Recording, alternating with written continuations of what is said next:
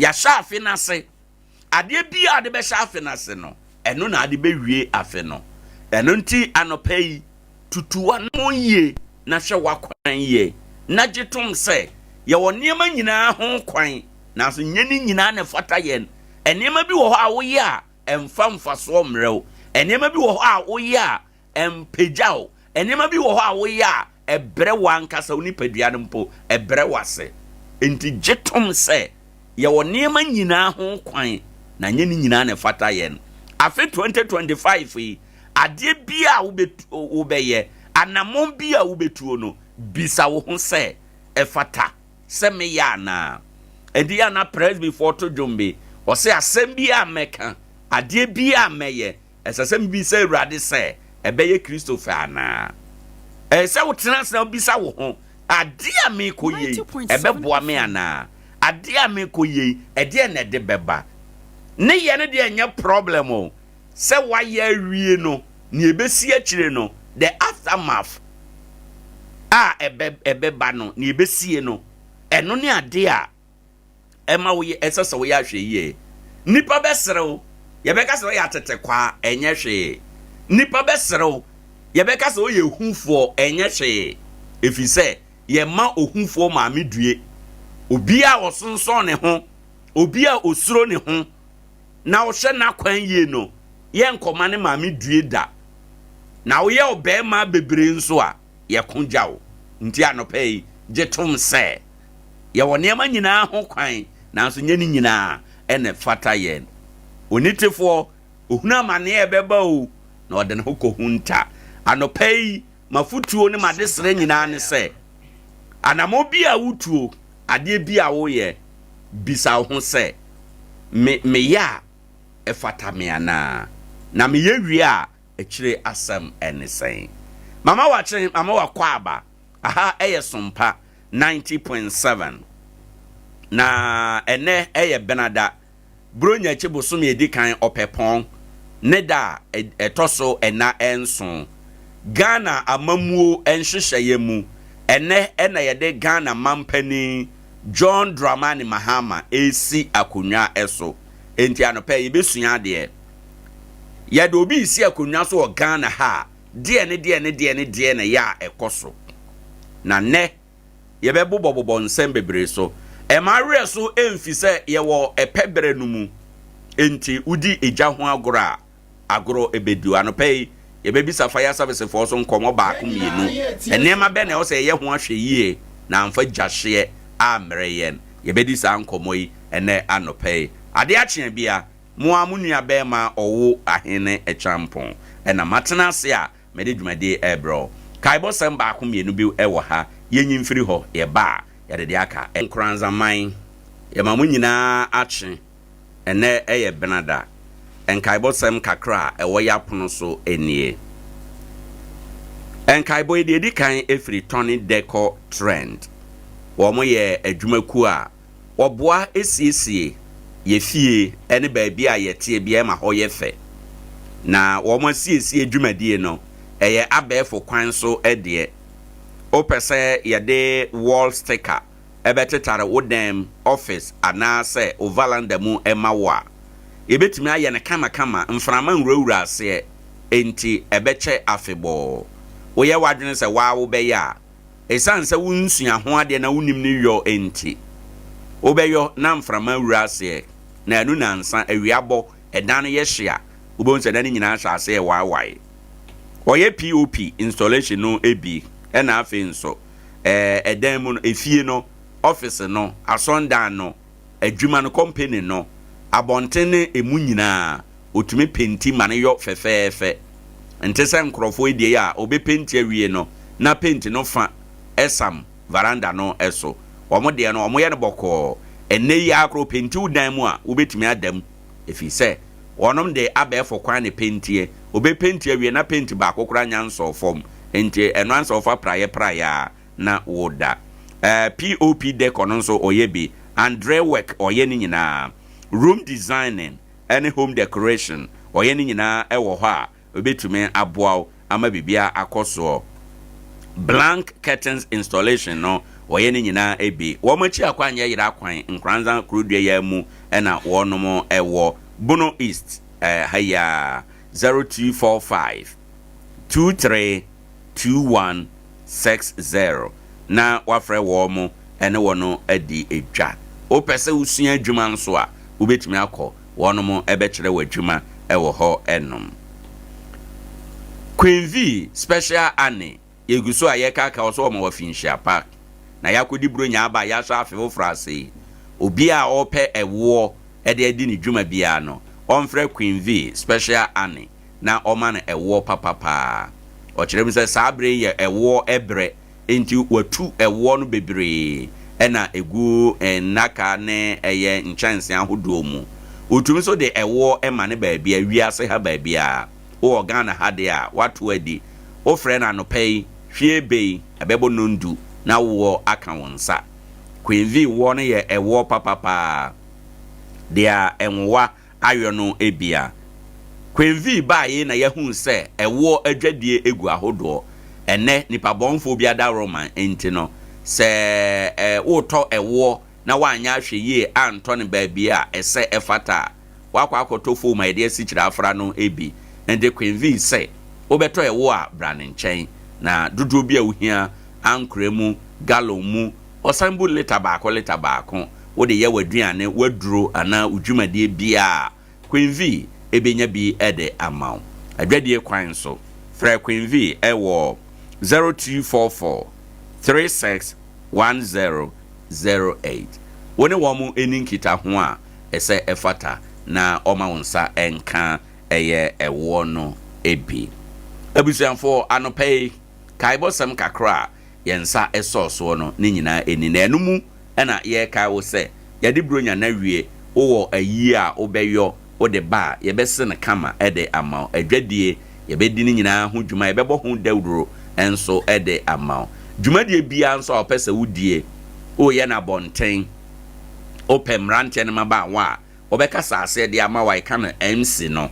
ye benya ne nyina bi ede ama enye no enko udi dwuma bi opese ye twako TV so udi dwuma bi opese ye de call afidie so radio so live coverage no yetumi ye ni nyina ede mawo eno nti no wo Nkoranza ene ne mpotamu Bono East ene ne mpotamu enyina ene Ghana ha ba bia obetime ene Sompa edi enkita ho na unu ho da biara da se wone Sompa etu anamon anopenka ibosem no ni nyina awieye eni we echi bi ba biewa yade beba abesom akasima mienu na abonu nsia anopei yamamu nyina ache ene eye John Dramani Mahama President of the Republic of Ghana neda nene yade no nsia kunwa so enti yabeba na yaba abekirekire mu Ghana ha se yede o mampani bi isi akunwa so a de na ya yeyo na yeye sa ne mani nyina awie a ede na wa akire afi omampani ede krata aba abonten washa se ya appointment no bi wadi ka ma nipa no bi no mo appointment anope ebedi mu nkomo ewo ha 9th parliament no so enra najo o ma sha se na owura bagben na ye speaker na ye first deputy speaker na ye owura ahiafo of voter region ho constituencies no AB na afi second deputy speaker no ekodema former MP Andrews Asiama or na second deputy speaker both sides minority and majority in our peninsula ato forcing na majority leader na Kwame na Afenyo Markins minority leader ni nyina ye koye nim na no pay ebedi mu nkomo ebebiebie mu de achiro so say 9th parliament ye wom eno na asha ase anopay ombekwa koye wo madwuma edikan a inauguration of the president no ombekwa koye wo ho pepepe ye basese a ye ba ye befa anopa no nsia kasebo na ye de eno so aba abesom ye koba de a akire wo nkomo bebre. Good morning.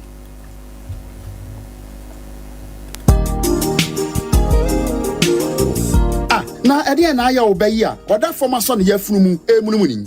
Oh, Mr. Entry, also ya titi mi ben fiepi nanso ni yemu nyono da. Se me show no ahodo amato a me hunu hwea. Ebe ya nwanwa. Menyi ni se, wato ulcer tamfo Haxa capsules, any Haxa mixture. Yanum bom kutia ulcer no bia mano anum. Anka ne ho ato no dadaada. Ulcer dro die, eno ani Haxa capsules, any Haxa mixture. Ankom ni nchiremu. Ulcer ye kura, eto ye funu ene ensunu mu. Etuma wo ye funu ekeka wa. Wogire ho a enyi. Ulcer etumi ema wo ye cheko, ebre a wedidi awie. So how eye ulcer there? Kope Haxa capsules, any Haxa mixture. Nanum bom na ho ebeto. Pedudu etua, ko Okanshi Drug Lane, Kumasi Dani Herbal, Takradi AA Mensa, Anafre 020-3822-855. Apefo, abatan ya wama won mofra no fo, ene mofra woni mfiedu mienu enka ho. Haxa capsules, ene ne mixture. Ulcer tamfo, Adea Akye Abia nkratu yi atom. Hello, Kofi. Mabedo Nkoranza o. Na maye wad. Kashe wame hunyina sa. Unu yamani abre. Miniska. Simi yamani zenka bedura. Nanka ko Fidelity Bank. Nama ko yi cash kakra to me ho. Nanka ma send this cash so kakra ma kosia. Enso me baye Fidelity Bank. Ebi ni ha. Mo mama ne zumi rubber bia. Yesi cash ni ho. Oh, se wo zenka o frementem. Hwe, mama ncho. Bisa se o pe Bojibo Ventures. Bojibo Ventures. E hon kwa. E ye yisika. Esan send sika dodo bia o pe. Oh yes, mobile money dear network bia. Ubo number na nedem oton Richard cars, any SIM cars, or your transfer, and also register SIM cars, network bia. Hey, oye we nyina. She, ne yesima wie, Bojibo nkwa, and Fidelity Bank, any Eco Bank agent, or Nkoranza ha. Se ubia account, o sendi obisika, anase uko jiska, ede free Eco Bank, anase Fidelity Bank account muno, ko Bojibo Ventures. Emfa ne bank ya, obi save, ubetinya send this car mano, ewo Bojibo Ventures. Oh wow. Yiswation no so ye adwuma. Nkoranza Bojibo Ventures ewo adinkrase. Edwabo nsan no nchepe. Meda se menua. Fre Bojibo Ventures ewo 0248 089 463. Bojibo Ventures.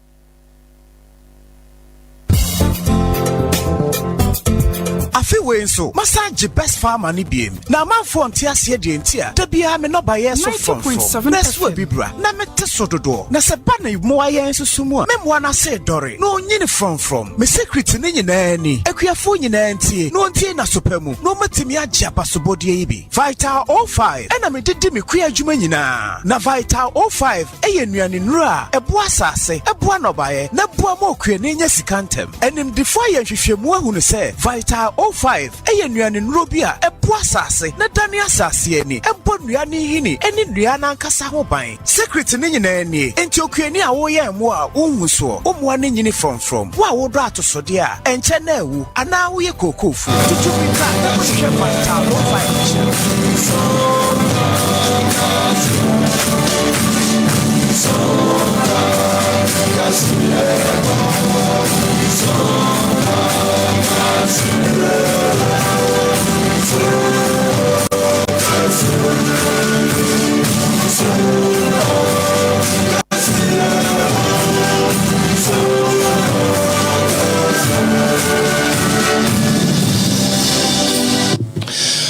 For your mama, Tiama, Brasso, so Mamuria Maudu, Samoa, Yakeke, and Yano Pay, and General Bossome de Tosso, a year and so, a film pino, and ne do know a year in Numuyaba, not yet the ever sumo way and somewhere about Patabi Brisa Passo to Mamuria Manfon Crusoe, your Jim Petipenia, Dignan Yakeke name, a Yakon Consi, and Rana Junior, Rasu gives him near the Yakeke, and I'll pay a bunny at the Ababasumo, some television should ye, Otian. Kawo Buroni afumantem ne mo a Sompa 98.9 FM ekute mu anopei se o Bono Eastia Sompa 90.7 FM and wasogusu awutie no and asantemantem ne mpotam nyina so no Sompa 93.1 FM ekraye mu anopei and some do na poso enie se de betime de ensa du asie kokoso aka ne se bibia de na kwa mu a anopei ye watwene yem se mampani a yato abayi ne foforo mampani da John Dramani Mahama ebesoye ɛwɔ Independence Square abɔnten so yɛbɛkɔ no mo na sɛne yɛntutue esi ɛkɔ yɛde ne akɔ akɔdi akyire ɛno asoso vice president yɛasesei na dwuma ba wieyɛ Dr. Alhaji Mahmoud Bawumia ɛkɔ kantamanto abɔnten so a adwadifoɔ no ɔkɔyɛ ɛkɔkɔboa wonum de sika kakra ɛkɔ so ɔmasene mu ware hosɛm a ato wɔ mu ɛna panimpa bi de afutuo ɛkɔ de ama Ghana mpanimfoɔ sɛ yɛ bambɔ nhyehyɛeɛ sɛ yɛ sesɛm a ɛbɛboa paa titiro ne bra yɛato abawie na amanyuko foforɔ anaasɛ aban foforɔ ɛba no sɛ anyɛ saa ntotoeɛ no a daakye bi ɛde ɔha ɛbɛbrɛ ɔma yi abusua wani afoforɔ pii ɛne akekɛ sɛ ɛneɛ ne sɛ kaseɛ baabi a wɔ biara no anɔpɛ yɛ ba na yɛde aba bɛsom mu aseda kɛseɛ ɛnkɔma 21st clinic yɛsɛ osi ateka ntire no a ɛtwetwuwa tutuwa a ɛdo baabi a na ɔde akɔ akɔsɛ duabɔ ne yɛdutuo no ɔdo ne 21st clinic ya amsafo ye wo enuro ewo mfidie ewo nimdifo doctors ne nurses ya ene abusua yebetu yade na se ede ama Ghana fa da nyina ye wo enkrabata ne bi wo hono mu a ye adwuma no pawia enwumre ne nyina ye som ye Ghana man abusua wonum ene meko a anopai wono mo ebomi chidom ma me vima baabi a wo bia na yetimi aba na yaba besom mo medin ede na ya abo amali bia boga enye brey na finsem no ye nkomankasa emfa emamo and mo hyase de afri mampani a wo ba na boboa no se de ni nyina da kwan jebu ja enya ba bedru emfa ho ene ne sasabro ayabrewa kotodwa nyina chire no abrewa bomodin kakra eyipuba kwa mu a ene de ye nyina ye watwene yem ye ne eda kwan se mampani a yato aba yine foforo kra mampene da John Dramani Mahama ednani ebechire Independence Square abonte so na wakwa soye akanteme densi awi aboa guso se odi o man ne mu mfie nan ede akọ empuntu ene eye foforo yem na bedi eche Professor Jenano Opoku Agyeman esoso ebeka no ho ene dei na wonmo akwakodi se adwuma no ewo Independence Square abonte so na eni eda kwan se empanimfo pinu a amama empanimfo pinu a ana se adwuma de wei womo edi omani munyama eba betechire yentete ya yetete ene se amama empanimfo mako aduonu baako 21 ena womo agiatum se enedui womo eduomani munyamo eba omayimo na dwumedie kese a oman Ghana yedie yama mpeni yato aba yine foforo wo saye no womo eduomani munyama ba betechira ba beboa ama dwumedie no awie peye eno ache soso no amaman empenimfo abedie chire eye vice president ya ewo wiase nyina no emu mako miensa soso no agiatum se enede wom soso beba no mo ababeta omanachi na amama hudu pinu asoso omo empenimfo atutu omo empenimfo akuku damani nyamfo be aduonum 924 se omo susumra na omo emesi omanamu a na nyina eye ne de wiase ene omeye ye hwekwan se ye mampani ayato abayi ne foforo mampani da John Dramani Mahama obisaye and am so ma okọ krapompre mantem sabre ya ye wa kwan pia efri enura na dwudesium ede besi ede duade te sempenimfo atoto ne nyina mu ka enko ene mpese ka aba ne nyina eye bia nko twitwa mpenimfo akwam nu omanamu nti ene nam so ama empenimfo etu saa na mono wono eche so se bambo so de wodoma yire mu pa ewo enkrapompede mantem a wa wo kɔ honom ene wa wote eye enkrapompede mantem ne mu no na wahye ne nso se ne de bia ntutu esitie no asesa kakra ntu uduru baabi na aposifo ne sojafo ne ka kire wo se bia baabi a wonnam yi wuntimi mfa ho ana baabi a wogina wuntimi nyina ho ana bia wo ba no wuntimi ma na wahye ne nso na wodi so sa pepepe ede amampedemfo enti ene duadie de ye hwekwan ene so twedi amponyankrompon obeti wiem dia mayen na kese bibia kɔ wano sɛ de empenimfo ahyehye no yɛsɛ mobɔse yɛ ni die kyire pa efri krenkren edikusi krankra de befra to bia no yɛde ebebrɛmo yɛtoa so na yɛde mo akɔ ɛyɛ mampani atena yɛ Jubilee House abonte so na enura mampani a yɛato aba yi ne foforo mampani da John Dramani Mahama ekosra mampani ana enura na nadwuma eba wieye mampani na nado dankwa kufu do Jubilee House abonte so ema kyɛ sɛ ɔmo kɔkɔ didi nkɔmɔ ɛkɔdwendwere ɔmo homa kyɛ sɛ mampɛde na Nado Dankwa Akufo de ɛde Jubilee House nsafoa nyinaa adaye ɛwɔ hɔ no mu nyinaa ɛnsafoa ɛde mampɛde dada John Dramani Mahama sɛgya na dwuma ba wieyɛ ɔno ɛna ɛba nti ɛnra na ɛfɛ kɛkɛ ɛwɔ Jubilee House abɔnten so ɛnra mampɛde dada John Dramani Mahama duru hɔ no mo wɔne na bedi ekyir Professor Gina no Poku Agyeman na mampɛde Akufo de du wɔn manim nene wabie dan we pono obie pono no a na je se wache ne se ha se yeja aha na oguku nu nkaka de besie aha so na ade wonkrata begu na je se wo kyerɛkyerɛ no a mampre dada John Dramani Mahama firi hɔ no mo ache kakra mfie nwotwe ntie bia na enema asesa eye enrada mampedi na Nado Dankwa Akufo de di se adwuma no a wode nkredo nsafoa ne ade nyinaa ɛwɔ Jubilee House deɛ wɔdane yɛ ɛde ɛma mampani dada John Dramani Mahama ne na bedi ekyire Professor Gina no Poku Agyeman ya ɛnra wɔde n'adwuma aba wie ya ɛne dai mampani foforo a yato abayi no mampani dada John Dramani Mahama ebisɔyɛ na fei wakɔ akɔhyɛ adwuma se ɛwɔ Jubilee House abɔnten so we nyinaa ɛyɛ deɛ ɛkɔsoɔ sɛ bɛyɛ na ɛmamu a ɛsesa no ɛbɛkɔ sɛ ne ɛsɛ ne fata na ade nhyehyɛ so ana mɛho akwako hiasa yede de akire de ekoso bia yede ebebrebo afeye mfamo enko kantamanto abonten so manmu sabare hosemo a esiye ewo kantamanto mra ye sha fiase a eneja eto dwanimu a ekoba se de grabu kasemo na kese pane kra wo mamfa bibia sere grabu ewo eye kantamanto abonten so nra vice president ya na djuma ba wieye eko eye edwam honomo Dr. Alhaji Mahmoud Bawumia no DMPP amajoku anim kopre mampani adwa ewa afia batu no mo okudwom honomo ekɔhyɛ ma ne bɔ sɛ deɛ wɔso yɛ bia ɛde ta wɔ machi ɛma mu sidwa no foforo no ɔbɛyɛ ɛde aboɔ mu na kyɛ sɛ saa brɛ no so no wɔde kae ɛde bɛ 200,000 Ghana cedis ya ma ɔmo connected to honom 2 billion so ɔmo ɛnyɛ obi wɔ honom a ne fie na bɔnte nyinaa na ɛkorɔ no nti de obɛdi kura no ɛden ɔmo ɛnyɛ kakra yi na ɔmo ɛmfa nso so nneɛma mu kakra kɔsi sɛ mpanimfoɔ bɛyɛ ntotoɛ na ɔmo asidwa no foforo ɛde ama wɔ mu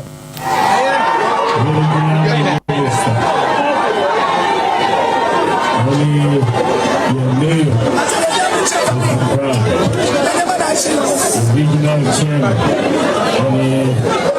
regional ministers, any other regional chairman, any other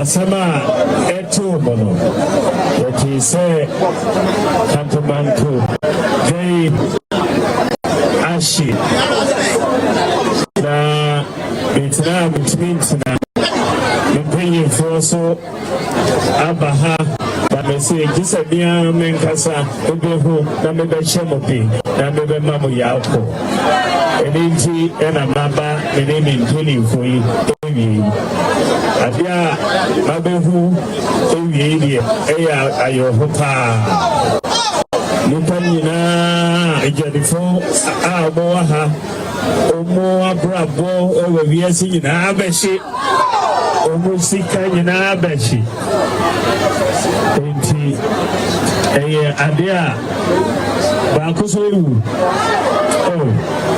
eye Adea yempese ebaso Professor investigation no yenyewie but say nipa kano na say nipa na eba edi ejano ebeto saijeni Fonti Freme Dani Radwan Senwa Vice President and Juma Baby Dr. Alhaji Mahmoud Bawumia ni etene ka we ra na jese enra Emmanuel Mudijwa wakamantu dwom honom wakwa wunum na nwansena woni hwe kropo sane nsemonti no okuta be 200,000 Ghana cedis connected to honom no 2 billion na ode akodom ma ne so bi honom a ne fie na bonti nyina na ekro no enti ebi kro free da no a eja ne to dwanem hye ne ma no edidie kra ne ho akwa edi ntomo nye no na eja homo emfa hwehwe akiri wabra ose on mo bo se de wo se oye bia ebo mo mu sidwa no foforo no wo ebesi ede ama wo mu ye to aso ye guso ade mo awe hosem ye mo na ye de mo Kwadaso dwam na Kwadaso dwam so na abusua onkra de enya Kwadaso dwa kese na mu ne mum ye se eye Kwadaso bola kese mu no bebi omotunto nua no aha entity a ebetu dwa ye se be nani nansani na ososo no eja ekokoto ho no mu a enua ne amanfo eja pade se kra echese bibiri nani etutu kaka o nsem na assemblyman o tutu na ne Sompa FM ne Sompa TV nsem twefo edi nkoma o chese nyamie ne mu ne bebi aduro de nipa ne pio ho no mu a de umbedi kra na edi no mo ne manyina na aseko no ntisem panimfo ebekọ mo a enka ebebo apa krawa be ndekura nura ko na ma edit man ko efre nyame ebo be fumu me sikai 330 na yesalladia ebo for the akase me jam adwuma no legality have not established one of the persons in this country among the advocates we say at national security you don't need operational team there and on wait and on koye na omo national security is here they are either into land guarding into chieftaincy terrorizing people around timinya ko seja to bola kesima no ene ma me fast free fire service for no ti bebia na me kubia na me jai edimbrika bai ama yenyina ebe bo ase de be den ebe dumja no na de ko ha dwen kakra ne se fire for no minim omu delay kakra nti ma isu manpower ede for so ya juju ano to be honest omu bai no so mbe boy pa mi ensa ne bai on position mu ebo ma ijana no eden ekofom usashi mi ha mani ka bedu be 30 Observanti we assemblyman or Insia Sare electoral area Kwadaso abaton pesia so honorable Richard Tutu do not friend over Tutu and yetene can no echi almost so or more any masi yes so no echecho munse mukakra de kire ana me jama adwuma no ekwa sala fi sala na me so e jedem ajede mu he omo se honom no ya komurika ba ya jano endu ya fresh for ya fry enko ya machines ya ndua sira shi hadan masa anya common nura kanya onobro kwara so onobro kanura komishimi do abubiska ana meji ye amedi adwuma no se bebe duru de nyame ambama memedem Observanti we adwadifo no bi no mu a wo mon yema ehye ye ewo Kwadaso bola kesi me bebi omutunto onua no aha hodo masem ene ye kan ye niema ne de asepa ya enya asem ke 20 we e de akoso na omo niema ne bi sisese ye no na omo cheche omo nsem mo e de akere no afia mfa mon konsem fufrum na opani bi a wabere e obambo ho nsem a oye fukutu mo kasem punupuno kasem hye ora Richard kumado no de ade Tompenim se omanyisi ansa ye niema pia hemwa ye ma ye democracy ye kama minke benin tumpo na enyina ye na NCP sita emfama yen ositi tiru ne so omayi ya to abawie na aban esesa anasa amanyuko foforo eba abamu no basa ye bambo mpenimfo na posifo asojafo prison fire service for sane ye bambo ye besi atoto no mampani a wo ba foforo no de wo se ye de manuo one ne mpenimfo abedi ekire ekobase bia ye kwakọ ya amamrani amane ne agina tumu kura no a hwan ene wo so hwe sa ntotu ye no ya na akwakọ tosinu fi se ye koye ni mu no si ya ntotu ye ne ma ye ni antenetene ne ma bia da chi bi ebe ha ye mpode san seme twa wabra na Sompa FM ne Sompa television ne din komo afa ahoboa ye de ahia ye mampani fofora wo ba no wo chese ne ma nkoye na sempani mfa ntotu ne ma nne kire ya ebe ha adwene pa and many of the things that I want to rest welcome. National security is a pentagon. You only send people with brains there. You don't send party boys. But politicians will not listen. And to that extent, where the BNI is there, in our days, it used to be the 64, where you have the BNI, you have police coming, you have other people coming. Yes. You're telling the office of the president. We have one assignment, it makes life easier for everybody. But President Kufuor, disintegrated 64. They've never set up anyone, and it's a shame, and it's not right because you said the SC of Parliament, President Kufuor Kokasaya guy they talk from. One of the problems are here, and this is the disgrace is bringing out to government, because security-wise, any standard protocol ability cannot done it. It's not supposed to be the guy. It's not supposed to be a brigadier general. It's supposed to be a younger guy who has enough strength. Then number two, security risk assessment, and some of us have expertise. Or not to me and your assessment to me because Observe to way your penny Richard Kumado, wabri ye pa, our bumbo huns and Semonana, or the Sefutu, we Emma, Sessian to 2 and 2 ya, while he are down Comebino, Ebeconia Quacudia Docono Equa.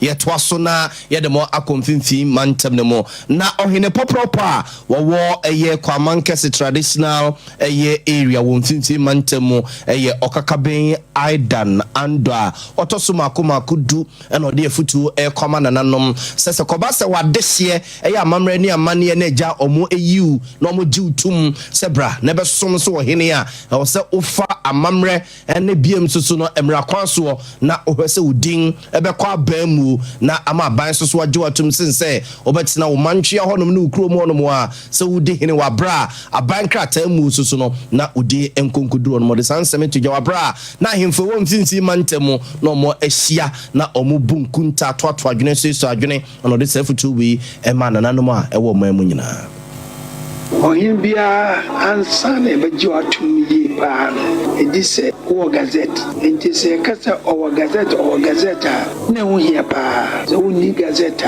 na wo ye recognize na aban se mpipi aban se ndisi aban se hwan aban onje ontum da edi se sade no na eyo himbia so eyi de say eye council meeting amobatum ha say se wonni gazeta o mebi nti we na me say me no mo kan no ma fa so say ye next be show ha no wonni gazeta government does not recognize you nti ahwa nasi a hunju mebi one so wo gazette na bibia ne ni afro e wo post station say he for wo gazeta ukwa eno ne yehwe ansa ne yakasa sa we abana hwe no Observant way a okaka ben aidanando na yete ne nka no manhene a wo eye kwamankese no no kira himfoni binom ene nananma himane binom so a sanhyemu wo mokwase bie so no de kakra epi wo hene kese de yi so sama mura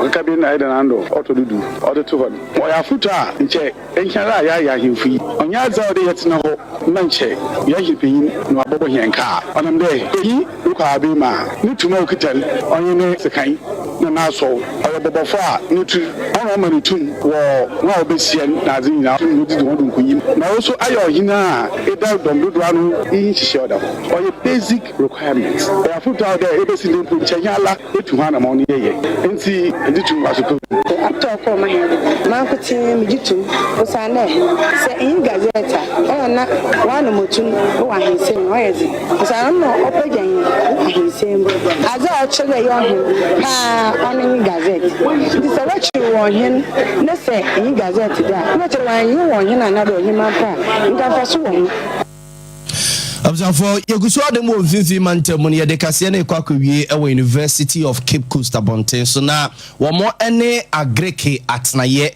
ye wo commended na egwafo ebire mabato mpeso so mfinfi mantema ka bomu a wono ma aye ncheche ne ntete adwumedie ede ama akuafo binom ewo eye empeso no so ne pom ho no mo na emperimfo ede enchechire ema wonum se connected wonum ticha kwa bota breso na mekwafia ko bi guest ya na me ye guest SP no kwanya ye faso edi yekua eduadua ye no ba ye no si ansesa ne na emwa ema yekua ye no entu empone kra Dr. Alexander tete ya eba eyenimdie wo se dwumedie ho a wabere mu ekasa sei e de chensem hwefemra omo ye santete ne wieye se ye boa ye kuafo ama wo mutumi esipi ama wo mudwumedie se kuaye no akonkan ne kuafo dodo a ye adwen wo ho anase utayi esimu pini ye ya atosodie kuafo se vegetable farmers friend fruit plant project Denmark aban danida eso ye mfi shall say be se mfi nan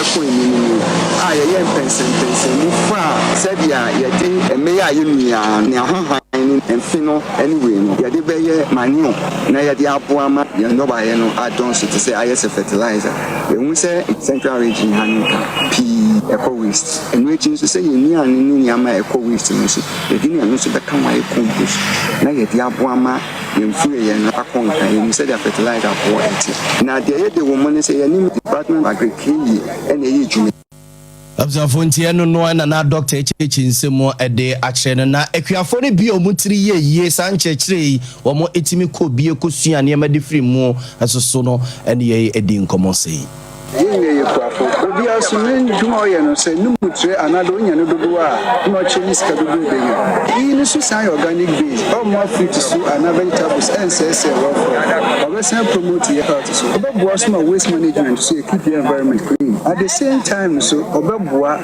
na ya enrich soil no amaya crops so enyi nti yesre de won kodo wanya research to them now I'm both farmers na so you tell that yeduma urban demand yeah spend so much on factors of production na ya yield the support so now we improve the livelihood of farmers. Abzafo nti we mfimfi mantemo na yeko ye gina we so na no pay nsemo e papa no de babe so mo no ye de mo siase ni asore amoman hina asaso atase bi odi ade ache bi adwumadi ato am so no pay kuku a na chinchin fidie no e de ma me midin e de na yabo amale bi aboga e da mase Sompanie enyumunie, sompanie kafie bonie, sompanie osompapanie, sompanie radio nie. Yabo yaba sompa.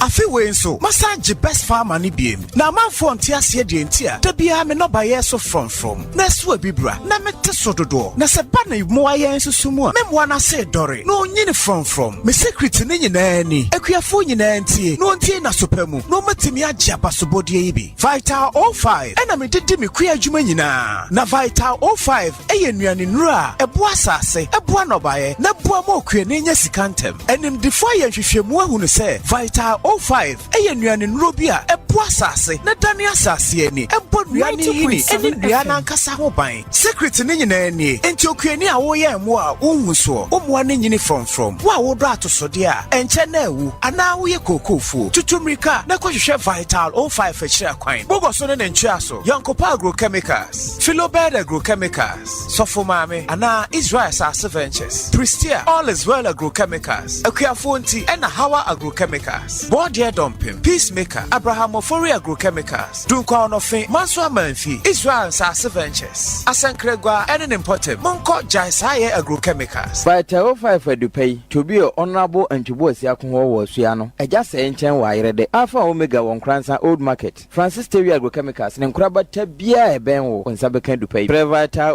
05 for wa homan so 0243 852 751 ana 0242 263 780 and 0241 531 526 Kaise Divine Winners and NKO Agrochemicals and Akofa Vital 05 abase ekuani obedi dipeche Vital 05 and nabaye mojedro Mami adumei mesrewa be yi niam esu anso asemi na ahia se fifirigui ahwe bi mpo bebobo enti sika kakra wo fa ko ye eho niema ani bebre se hwe ebi mpo se gu ka ni mo an atekwa ne hene na borosan ase wo no na me hunu se store bi ho na me bowura ho eniema ni na da yo fi niema ni bi ka ho ana me pacho da bi oba pa eniema ekrokro ni wa me kofiri yi emom Atiko Home Stores eniema no bu afunti ena ma sika no to ne dodo om Atiko Home Store omo niema efe dodo se wo fa niema papa enu nti obi a wo pe fridge double decker top and a deep freezer ice chest ya ye can call me size bia electrical iron microwave washing machine blender kettle rice cooker standing and ceiling fan modern digital flat screen television see a free 32 inches kopem size bia wo peno na provisions e fasa gari shito emo anwa local drinks e minerals any energy drinks bia foreign drinks e wine whiskey Irish cream vodka any dia keka ho washing powder any semene bia di dwade sande siniema shampoo papa e free brochin so abusu ho home appliances any provisions bia de wo benya bi ho Atiko store akofa solo machines bia ba water ne fofofo me kire motor blue ya mo de bomochi spray ntosi cashew nut abrobe mango kube cocoa anka any mfudie bia kuani wudua no machine ya wo de be spray no ne bo efukra Atiko Home Store was 0243 629295 Article Home Store. Tano factory price.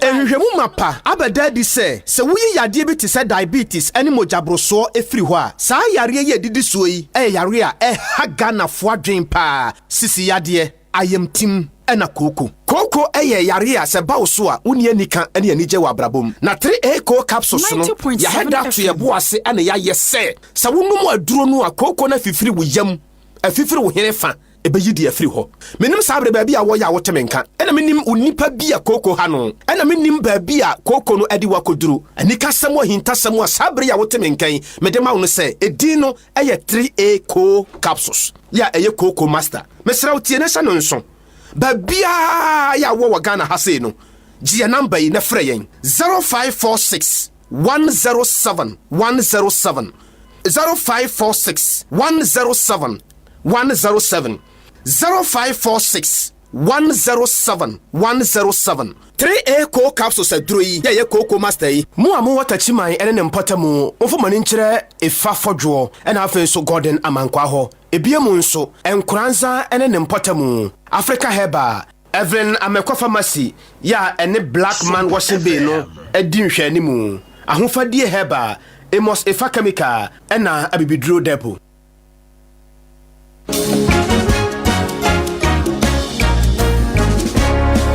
Odoni di jemio wanya osuni arewedio ahodiede nenye wofa kwame na yade bubu no agu wa no wontumi nya hwe ye nne watumi asori to nwum di asai ye hwere no anka ya hwere de St. Mark's Natural Health Clinic ye damwase ayambo akwasi senye ho anka sesema ye funeral Kamitada ho majinkwa any St. Mark's Natural Health Clinic. St. Mark's Natural Health Clinic die yemfaye yade anko ensan fansan yachi bekamfu mo bia enyarwa bi te se stomach ulcer, diabetes, prostate cancer, eni yade sasabro, hepatitis, stroke, awo na yedin enam nsan yade se yemfam fidie ntwe efie wo ni badiem ye broni beka se detox. St. Mark's Natural Health Clinic nyame dia chewon kwa obehu St. Mark's Natural Health Clinic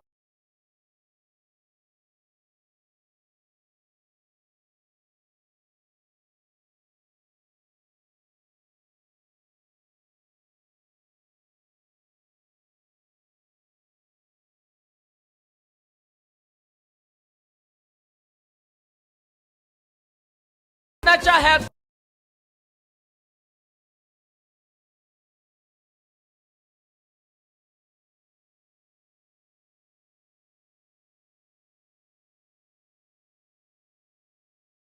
ne di manimi nyina me hwɛ me office ne adwuma mu ha nyina deko na me hwie nso a me toa so akɔmfie na makɔ transform me space nyina na ampa wo hu a wobɛhu sɛ ade ɛfɛ menim sɛ ato akoma so na wone me nyina dwadwenkɔ sɛ te saa de a bɛka me ho na yɛnkɔ Tony Deco Trends. Wall sticker installation, POP installation, inner and outside painting, POP decoration, room designing, room decoration, and works. Any blank curtains installation. Tony Deco Trends. Nkoranza Bono East. Your number is 0245 23 2160 0558 129499 0539 628289. Tony Deco Trend. So fear no do man fa if you are.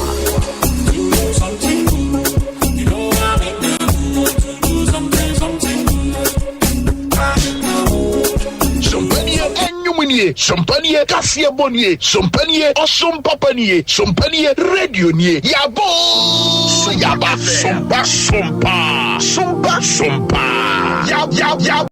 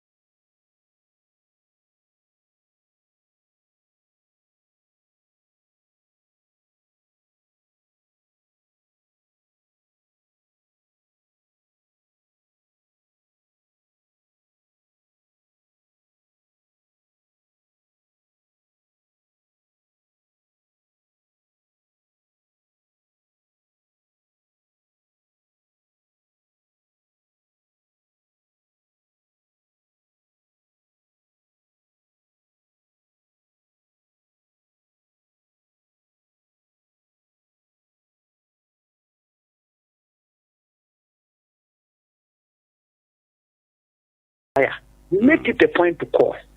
Yes, we think you can mitigate the causes before fire service come in, but it is the work of the fire service. So I would advise that whenever it is like that, they should call the fire service immediately before they even take their preventive measures to also try to salvage some of the tents. Because when we come there, the salvation of the tents will be more improved, like if they themselves are there trying to do that. So I'm advising that whenever there is something like that, they should, and then I don't know, the Chino people that is around, even in the Busia, Granda of this Busia, one of our bungalows got burnt. In fact, it was an I didn't know. The eve day of the voting, that's the 7th December. Everybody was outside. We were doing the voting and all that, and there was fire outbreak in the district assembly quarters. Right. It was a bushfire that ran like bushfire that spread and had that bungalow of the assembly. So I am saying that this particular season, that is a dry season, we are saying that we are saying that they should not be sending fires to the bush. If you want to go and prepare food in the bush, don't go and prepare food in the bush. Do it in your house. Take it there. Because PND's law 229 gives us the power to arrest and prosecute. Right. But when we get you at this time of the year, carrying matches to the farm, you will be arrested. Our people are on the ground. My people have started. We will be arrested. The Panwan tatters, the Chaco burners. They are all part of the problem, causing bushfires. And the Panwan tatters and the Chaco burners. The group hunters as well. The group hunters, that is the Chino people I talked of earlier. The group hunters. And that of the honey tappers, those who also tap honey. This is the season they also do that work in the bush. So we are advising that please don't send fires to the farm now. If you want to do that, cook your food, take it there and go and eat. Otherwise, there are measures that you can even do. The other time we were doing the anti-bush fire campaign. We got to a point, a farmer dug.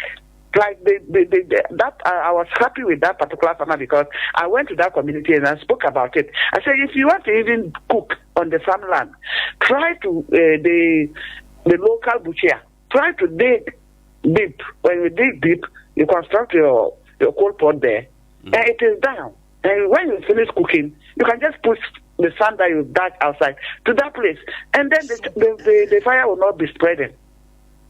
So when we come to your farm and we see that this is what you are doing, I mean, we don't have to arrest you. We know that you've done the right thing.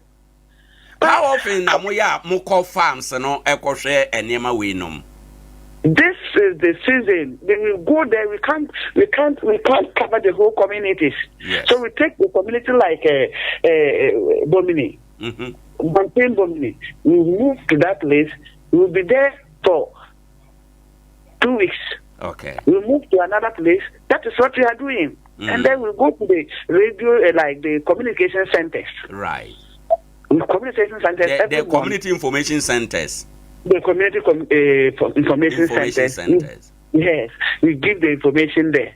Because of our strength, our strength, we can't cover all the communities. So that is why the community information centers, we go there, we go to the communities themselves. That is, we rotate. We rotate because of our strength. Right. So yes. If you take a look at your books and then doing your own assessment, which community in your command area is fire prone? Oh, I would say for now, it's been from Aseche. My place. Look at Medina. And then the burning, they do it. I just don't know why they do it. As I speak to you, from Medina to Busia, I saw that they even burn some cashews. It is even closer to the road. I don't know why they are burning. And they burn broad daylight. When you go to talk to them, you will not even see the person who is burning. Meanwhile, it is broad daylight. 1 there about that they start burning. I just don't know what they are looking for. So, but I am pleading with anybody who does this kind of burning. I don't know what you are looking for. Is it the meat? Is it that you are doing something and the thing escalate? If you want to do that, call us. This is the season. Wherever you call us, we will go there. We will come there and help you to do your burning. Okay. To do the control burning. So if you do it uncontrollable, you leave it like that, it will spread. Yes, sir. For purposes of information, last year, Edebe Pim Sabre, mutme arrest ubi, mutme prosecutions be related to a fire ubi asset.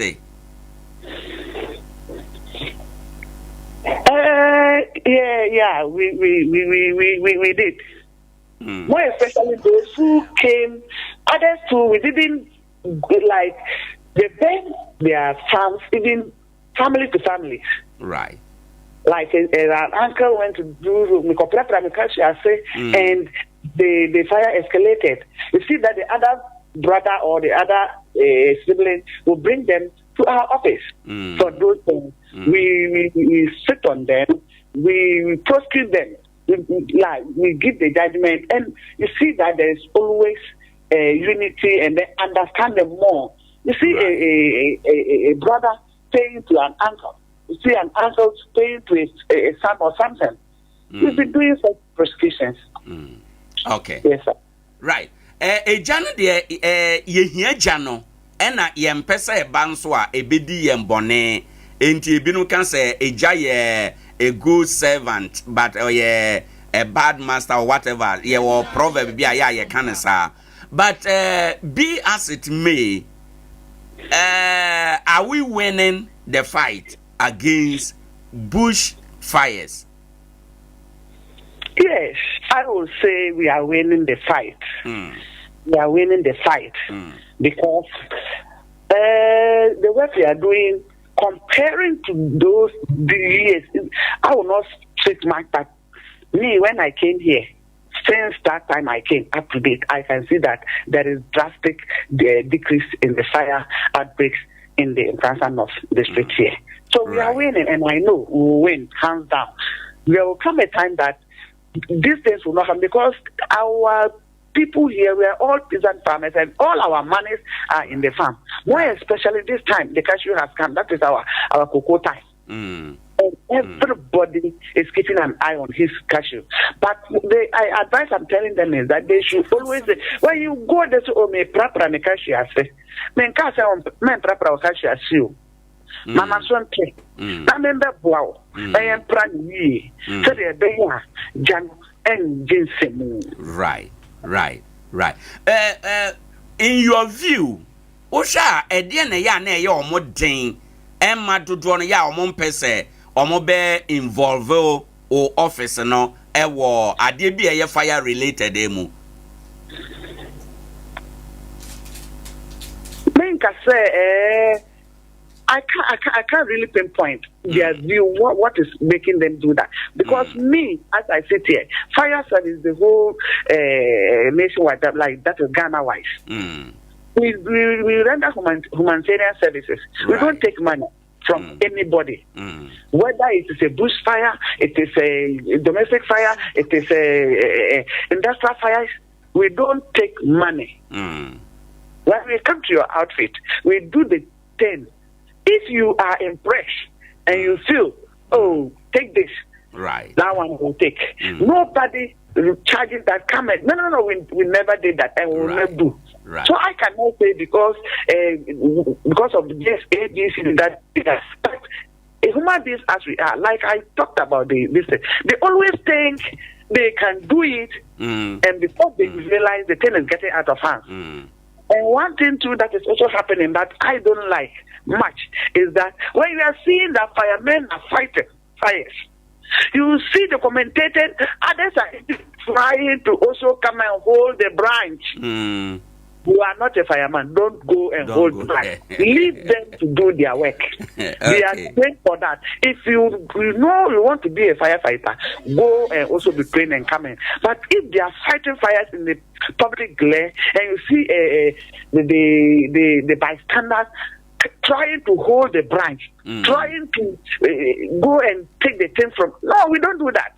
Leave the person. They want the professional man to put his profession. At times, when we go to fight fires and we see that where you call that from, that place is finished. That place is we can't salvage anything. So we then do something we call starvation. You start the fire, not to spread to the other side. So when you see that the duty officer go to assess the fire and got to know that this place, we can't salvage anything. So what do? The adjoining blocks, the adjoining rooms, let's protect that one, say that the fire will not spread to that place. So we take the step of doing what? Starvation. Right. They have so many ways of fighting fire. Right. By cooling, by starving, by smothering. Those are the ways of fighting fire. So when we go and we are using our skills to stop the fire from spreading, I say,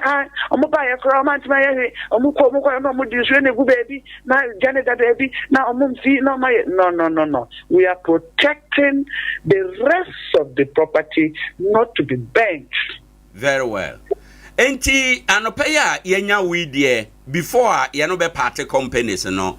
Deɛ ɛna ɛwɔ sɛ yɛyɔ a ɛbɛbɔ yɛn ho ban afiri gyahyehyɛ ho titiro domestic fires ɛne deɛ keka ho ɛnneɛma bɛ na ɛni kwan sɛ yɛyɔ deɛ na ɛwɔ sɛ yɛyɔ they do and they don't. For the domestic aspect, I will say that now. The ultimate say a clock in the PPR is dry just because if you open up your door that you are going to make sure that the door is dry. So when you are dealing with naked fires, when I say naked fire, I refer to charcoal and those who use the butcher in the house. When you finish with your charcoal and everything, send it out and go and quench it, cool it with water before it goes. The charcoal. If you are using it in the kitchen, try as much as possible not to be closer to any combustible material. When I talk of any combustible material, anything that helps fire to burn is called a combustible material. Right. So make sure you start the coal pot from such combustible material.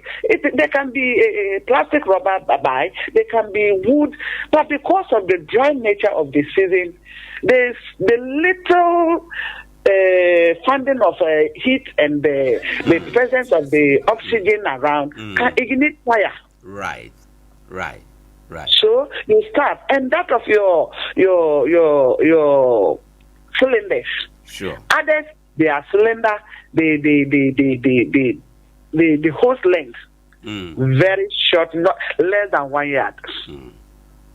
So I would advocate your cylinder yard. If you can't do anything, that is 5 years or 4 years. Okay. The minimum, maximum 5 years. The minimum is 5 years. Yeah. Okay. So that when you are cooking, you see that the extension, the thing will not be coiled. At times there can be leakages. You see somebody putting a block. A block. I'm talking of blocks that we use to build. They put it on top of the cylinder head because there is leakage. Right. No, we don't do that. Okay. When you go to the filling station, that leakage that you always experience whenever you put the block on top, it is not any big deal. There's a valve, a seal that is on the cylinder. That valve, when it is weak, it causes leakages. So when you go, they will do it for you. They themselves, they will just, they have a way of testing it. And if you want to also test it in your house, let me give you this technical know-how small. Put just soapy water. into water. You mix it well. Put it, if you want, put it in one of these spraying things that containers that the women use to spray their hair, just to make it something that you can be using anytime. Or you use a bottle, you pierce the head, then you put it there. When you are about to set up those things, or you go to buy your this thing and come, and you want to know that the thing is leaking or not, just the content of what the soap solution. Pour it at the head of the cylinder, where the valve is. You will see that it will be bubbling. When you see that it is bubbling, that means there is leakage. You quickly send it back. Let them remove that, and they will just remove it like this. Put it back. It is 2 cedis. Okay. 2 cedis. Okay. For now, I think it will be 5 cedis. Right. That one is better than you burning your whole house because of 5 cedis or even 10 cedis. Okay. Right, and another issue, I want to take your view on it before we wrap up with you. These days, Oshe Obia no aduane won valanda mu, Obia soja won ne corridor mu. Ena ye corridor no nso no, ye de tarpaulin akatakata ni mu ne ade nyina. Enti no, wonya nso oja kra na wura how to say babia ehye. Any other from fire management point of view, obey what advice be saying. Yen no aduane wa bonte na yen no anu valanda no mo sa. Mr. Chow, who be no aduane wa valanda no mo, as you said, that tarpaulin of the year is very combustible. You know, when you are going to cook around that place, please, even at that place that you are talking about, that veranda, you can't do more. And what I say, in the wardrobe, say they may see why you mat near it is not the best. Right. If it is that of the cabinet, cooking cabinet, and all that, you know, before you do those cooking over there, that your tarpaulin you kept there, you can release it upwards, you can fold it upwards. Right. Some people they put a wood under, like a hand. Then you roll it up, you give ventilation, you open the doors, the main entrance to your where you cook, and then you roll that thing up. If there are before you finish, you cook. When you finish cooking, you let it be there for at least 30 minutes to 1 hour. Everything is gone back to normal. It is cooled. Okay. Then you can drop your tarpaulin back. Right. And life goes on. And before you finish cooking too, you put off the cylinder from the cylinder head. Okay. And then the fire will still be burning till it finishes at the burner. When finished at the burner, before you turn off the burner. Okay. Right. When you put at the cylinder head, remove the head and place it just on the cylinder like this. Don't leave the cylinder, the head on the cylinder always, because we are living with children. Anything can happen. So when you finish cooking, remove it. Okay, Commander, we want to leave it here at this point. One of these days, we will invite you to the studio, and then we had lengthy fire prevention education. Entiano pe yebeda asepa ne enkomo a woni yadie. Mpacho, I look forward to come to your studio as you said. All right. Thank you very much. Okay. Right. Ebusina for any outi ye DO2 Helen Akanlate or Nkoranza of District Fire Commander na waboye enkomo wo jasehye ho o se enya hwe ye fi se ejane de omo ye ho adwuma won Nkoranza North de na nso nyese de a wo mo pe no omo benya nka jane de zero ye nti se jabi ahye ye beti se jabi ahye ana chese ye bibi bonne pa na asie ba bi asset me wa my education dakro ye be frena na ba studio ha na ye no na shadanya time pa na ye di enkomo at length enche ye be fa sports na ye di abrawo na enura news binom ebe babo abonten President John Dramani Mahama why ne first appointment entino system bebo aye no de atoso am ye de di nkomo kakra sana ya fa sports no ba ye be ye presentation how ye de omampanisi akonwa so Ghana ye wi a ye beto mu a asa when ye benya feed no free Blaster Squares no yede eno nso ebetoa wo so na bibia etumi aye kama ewo ho enom enti yenhwe eno enso na yenhwe enra appointment na ebaye no ewia yede beko enra nso president a wawie na adwuma na adoda nkwa akufo ado ofre president ane ohwe na adwuma ase ono no ko Jubilee House o san ko bo apro ekwokyerechire no ho nyina sade ahote a uja ede amano enti appointment na aba abonten eno osha ose enra ne baaye enra ye duada January 6 2025 for immediate release. President-elect makes appointment to the office of the president. And the way nyina no ombeye adwuma or president office or say the president-elect, His Excellency John Dramani Mahama, has made the following appointment to the office of the president: Julius Deborah, Chief of Staff; Dr. Callistus Mahama, Executive Secretary to the President; Prosper Douglas Bani, Head of Interim Security Task Force; Dr. Valerie Sawyer, Senior Presidential Advisor, Governmental Affairs; Augustus Gusi Tano, Presidential Advisor responsible for 24-hour economy and accelerated export development. 6. Marietta Ajewa Brew, Legal Counsel to the President of Ghana. 7.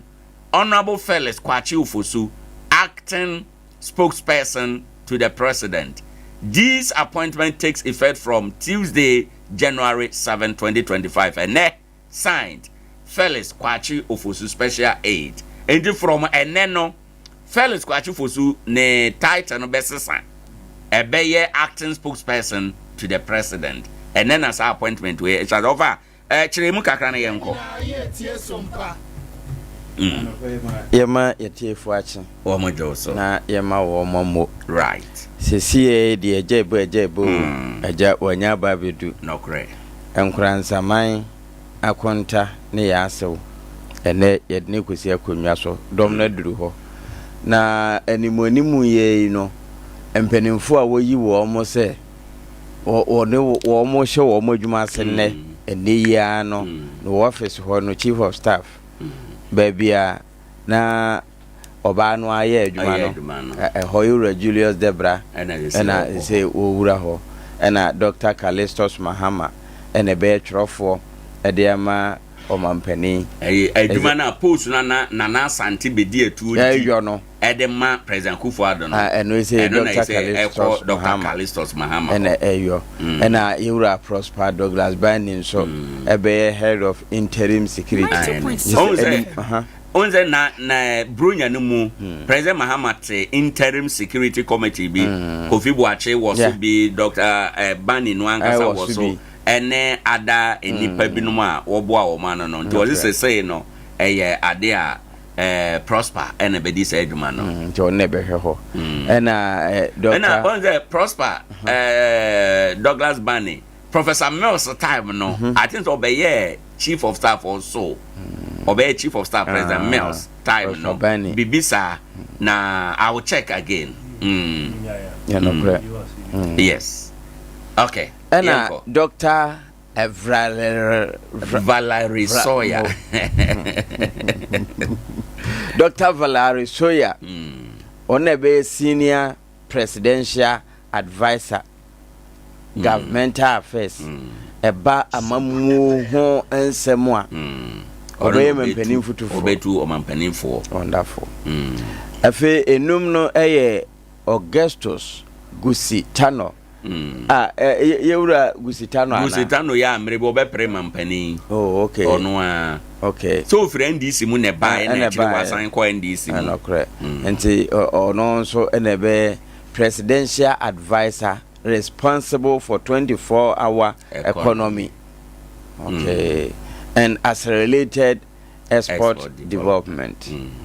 na chese enema bi mu nso a ye de kwa amano when we are implementing 24-hour economy there it means say your production be kosoro your production kosoro e was export bi entino ne title combination no e wase okay enti we no kwa bi so no eye enhweso e kire lean government ana say afina we na ye officially the first appointment aba ewo ho enum na mehu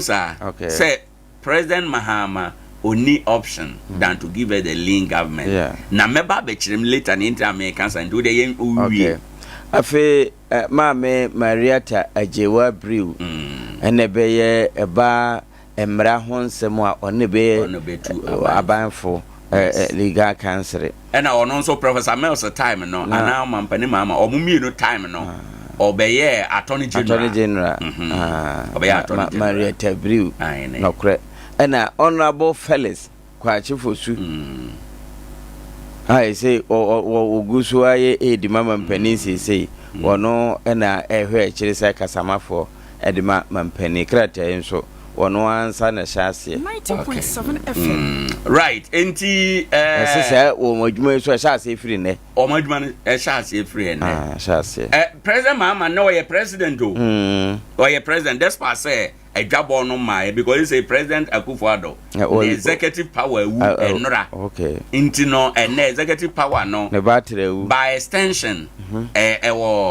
John Dramani Mahama nsem and until we can hear this quick appointment no eba mra na ebe hweso na ebe kire ne say yese nti we nu na ebe kwa akotena ase na ebe say okay appointment nkra we nko ha appointment no we mfa ha appointment we mfa ha until once we yi ni couple Julius Debra because most of Sainuma we Julius Debra na be no correct Julius na be say man nti say idea onye for me kra betima ga onye president elect be say do president for the Republic of Ghana in the next few hours no obetena akonwa so otena akonwa so wi ai no ano no wa sha eduma ase ya no from there wonderful nti ye monitoring kwa right and then so Nkoranza man aduru ho because car no tu ntem ade anche na post no sha se be ba me hu se wono makwa kodu nti nyame mfa wo mon samra sondue mu nti aba ni sei no Yura Julius Debra chief of staff na anopai Yura Emmanuel Kodwaji kuma ho dada so enra and call parliament my swear no nti honum nti wanya so in a way one mra shebedwe ne waye deputy minister pen nti Yura Julius Debra chief of staff CCA na wo mo bobo asoafo din a wo be recommendation yi and they say was on ho day na sa day no so ye no menim say beba mu nso ampa nti anopa ye mo bibia ache ne mo me sompa presentation no ho said ye di mampani se akonwa so ene akofona wo so mu de kire nom ne ye ho ade no ene uyi wa fidie firi ha waye wo nti ka kire unua na owo amana one so opefie nsema atia onko Sompa TV right ewo Facebook or YouTube ho brother obamida say mama ma brothers mintie no quick one ewo we appointment no ho na fe yenhwe enema ba ko men bi wan sana se sports no ba ye de atom brother good morning Nana yes appointment na ba appointment na aba and say Nipanson first appointment President Mahama ayenie wabo Nipanson bi diam wo di bia bia wo mo dwumadie no ehya ase ene na wo mo dwumadie no ehya ase quick one na yentio ni obeka wo ho na yenkodi last and command na for sports I was thinking why these appointments? Because we mono obviously they are not more or less like ministers. These are appointments are clear. So now no I think say President Mahama will challenge Accra. Because all campaign or say you say no idea so no the lean government. And that always stand 60 ministers and then clear obiate no don't be I believe say these omo wo chen in a bit me can because obviously 60 ministers no per the yo musi yo no parties in the of them. And if these are positions on be maintaining, Julius Zebra is okay because that one they are very official. But other ones here where you 24-hour economy a position be hold in the interim. I just wanted to be clear on that. If they say position on there, that means that the link government in the bed because this means that I've no appointed ministers. I've no appointed ministers. Meboa. And we more di kanyaba. We club how many number? We are 7. 7. Okay. Nearby is 7. And BT say 24-hour economy no.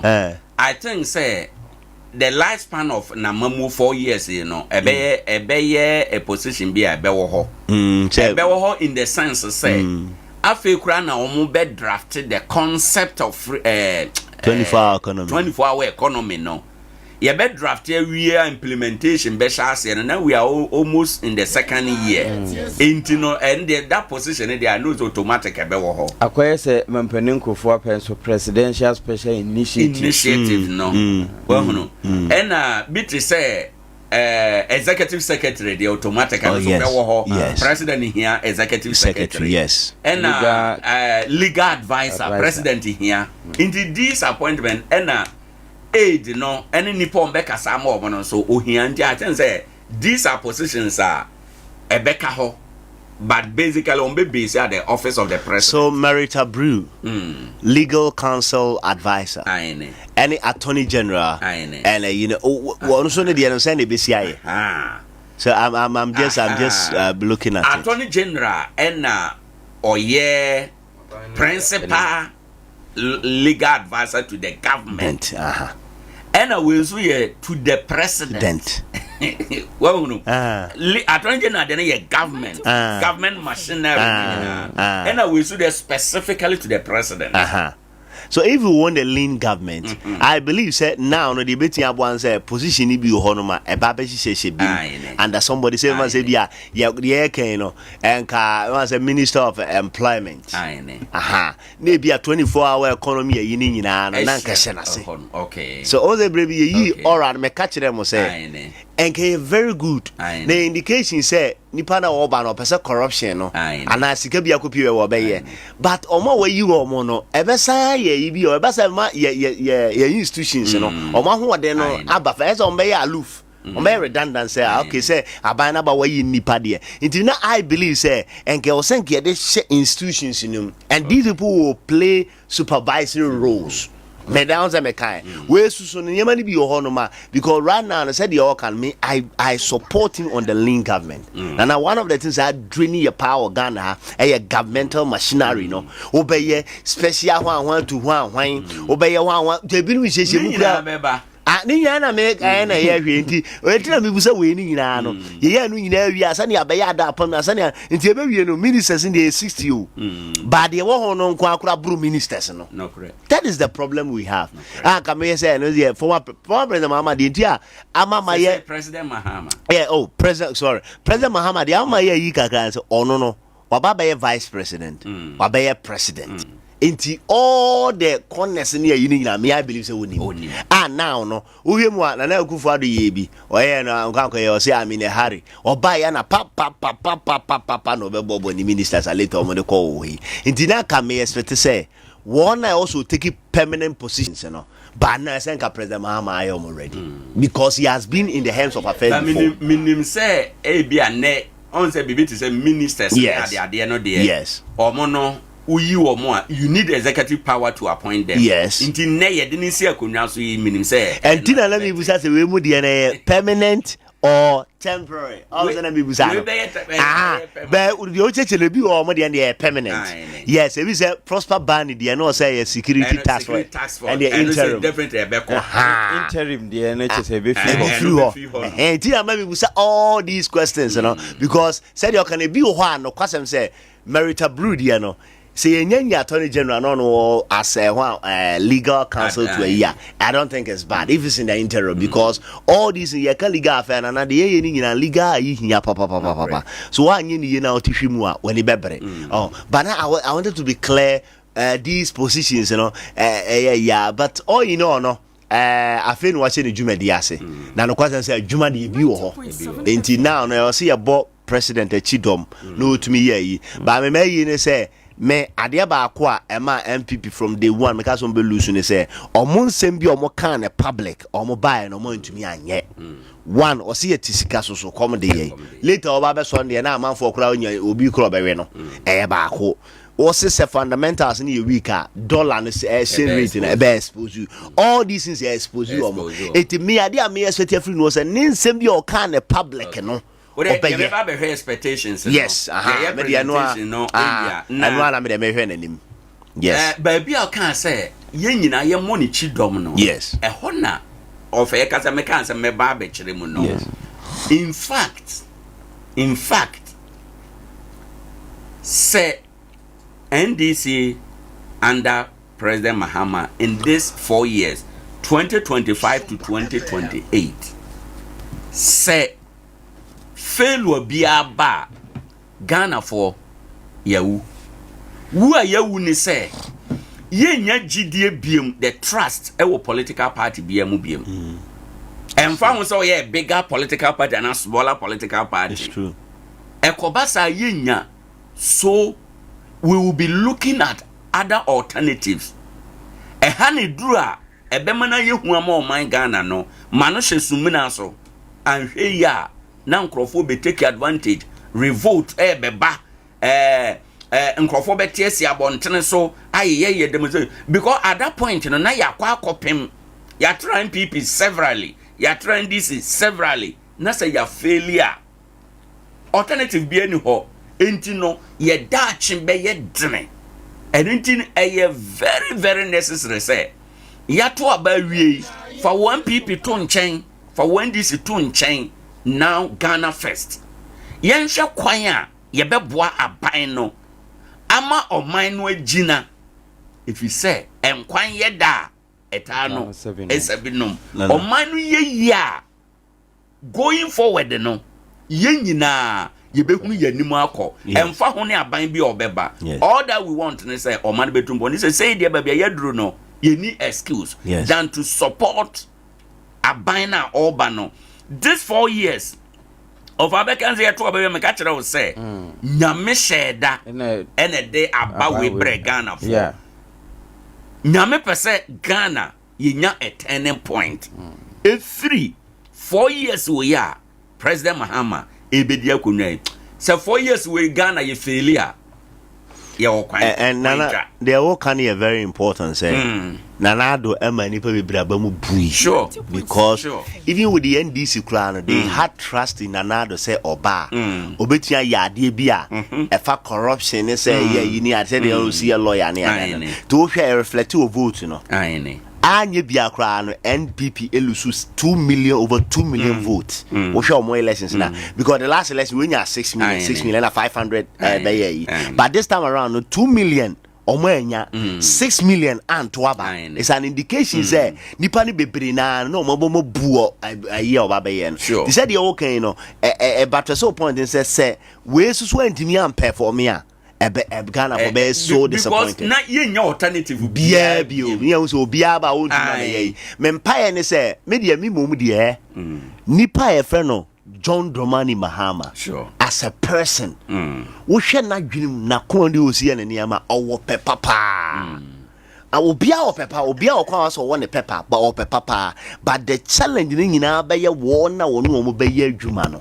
So on put to individual interest. One for one casadi or no ocean in near the because men and I will GD passes a gun ye kabum see a bayard diana, ye bay and in age na setting a all the man and other problems there.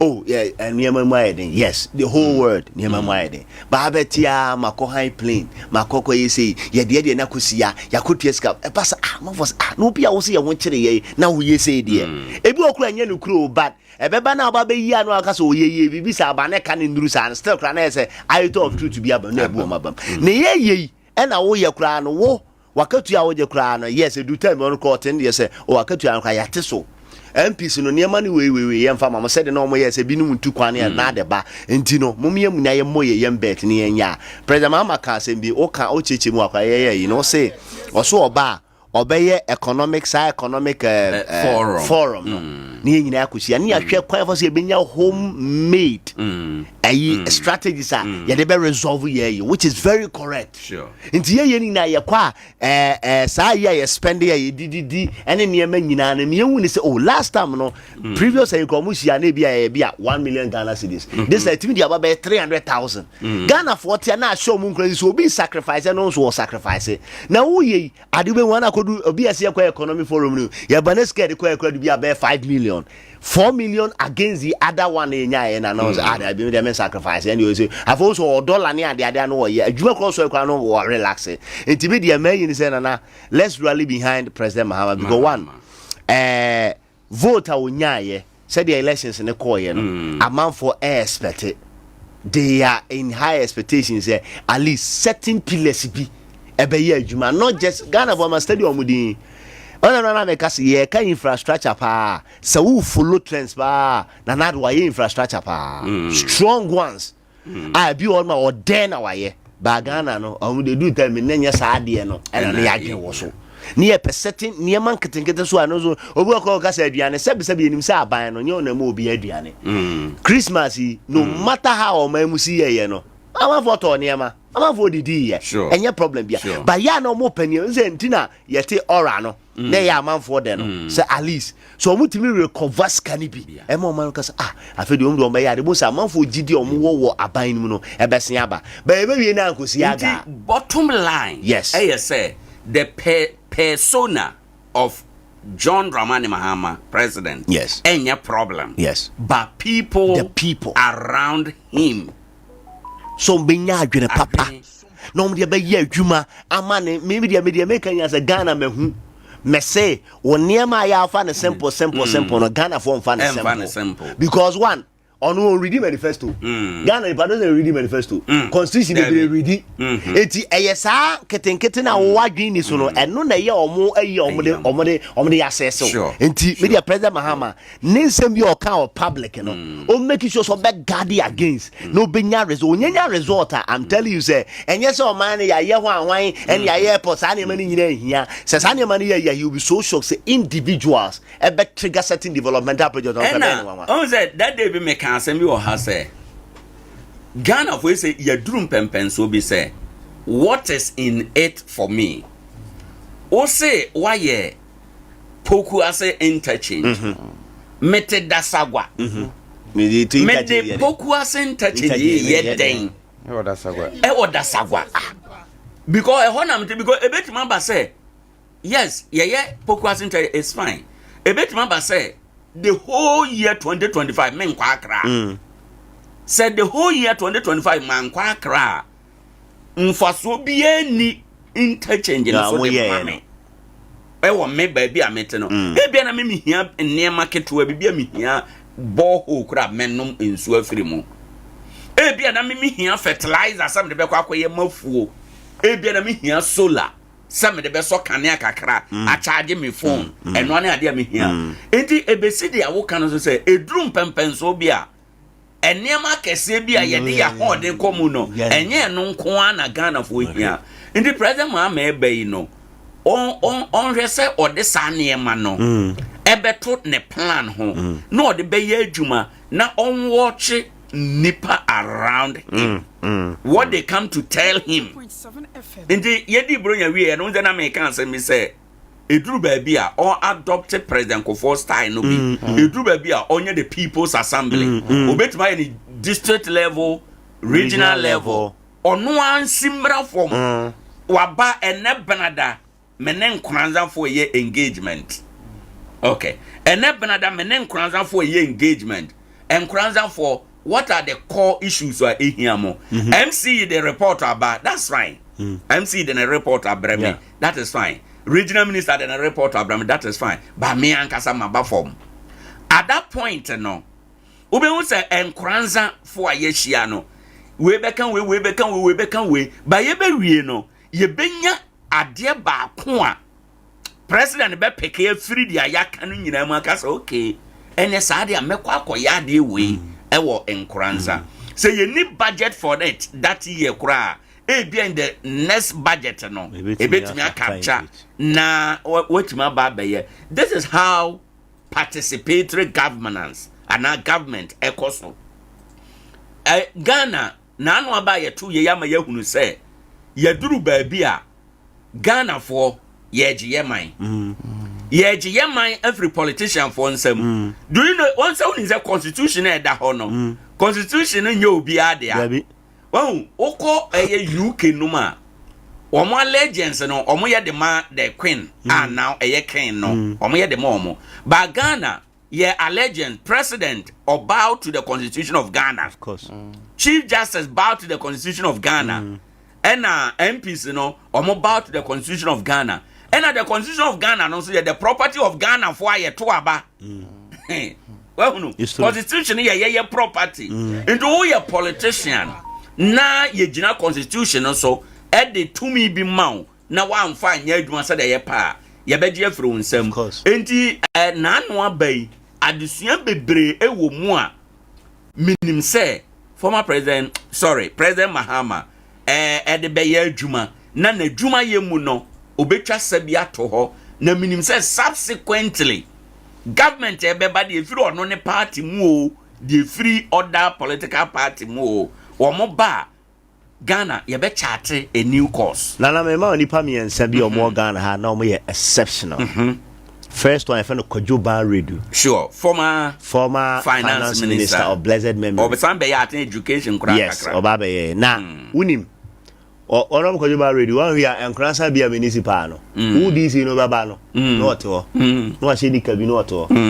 I say hey, honorable as an the way late pa me ba me do about 7:30 onu free akra o abedu 7:30 na wo the MC na wo fie wo nyamai to do no kasa na next time wo kra na wo nye late bi President EJE Mills also sa wo office wa blessed memory no appear ho yes so what you say and then ono ko shishima no ko keka na adventure yi port for no shishima wo mo e ma ko ye no next one here dom level sa attorney auditor general no nana obi no nante chairman dom level ono tajima kwala mi hu no physical because no oni do nyina no do nyina office na do nyaka esi anu aba oba be ye okọ down and unti na MP before no because they na report on the brand or top okoma president no and they no call down okọ hu no na difference wo e ho na problem yes unti no so we president na wo ba na wo ye armchair Uma de euphoria wa kunwa no ho wo debo so a na mete ho maka na do ho nyina no na enema baby ti wo dey study na do so okasa utie de oka ne de wo ground so na difference no because briefing na ye de man no eno no ogina so de kasa okoye state of the nation nyina sa na no okasa but o wie ye no response cry yi for MPs ne de man no no wadwa ne yere kwa dwaye but that is the reality ya to aba hwede ne ma akọ nti na ni de wo ka na chese nka de ne ko ya enka bu se ka be reflect to aba to but this answer no ne ya brief no and also so on the home city no mpani bo sa no unya kasa na 23 mu a eno ano no this onya reporter eye konk and he said you can say President Mahama ebetia ye yi pa dia e also make sure say nyese dia dia abre wa na to na aka mabanyi kufo no omo J.E. Mills, professor of blessed memory, he performed.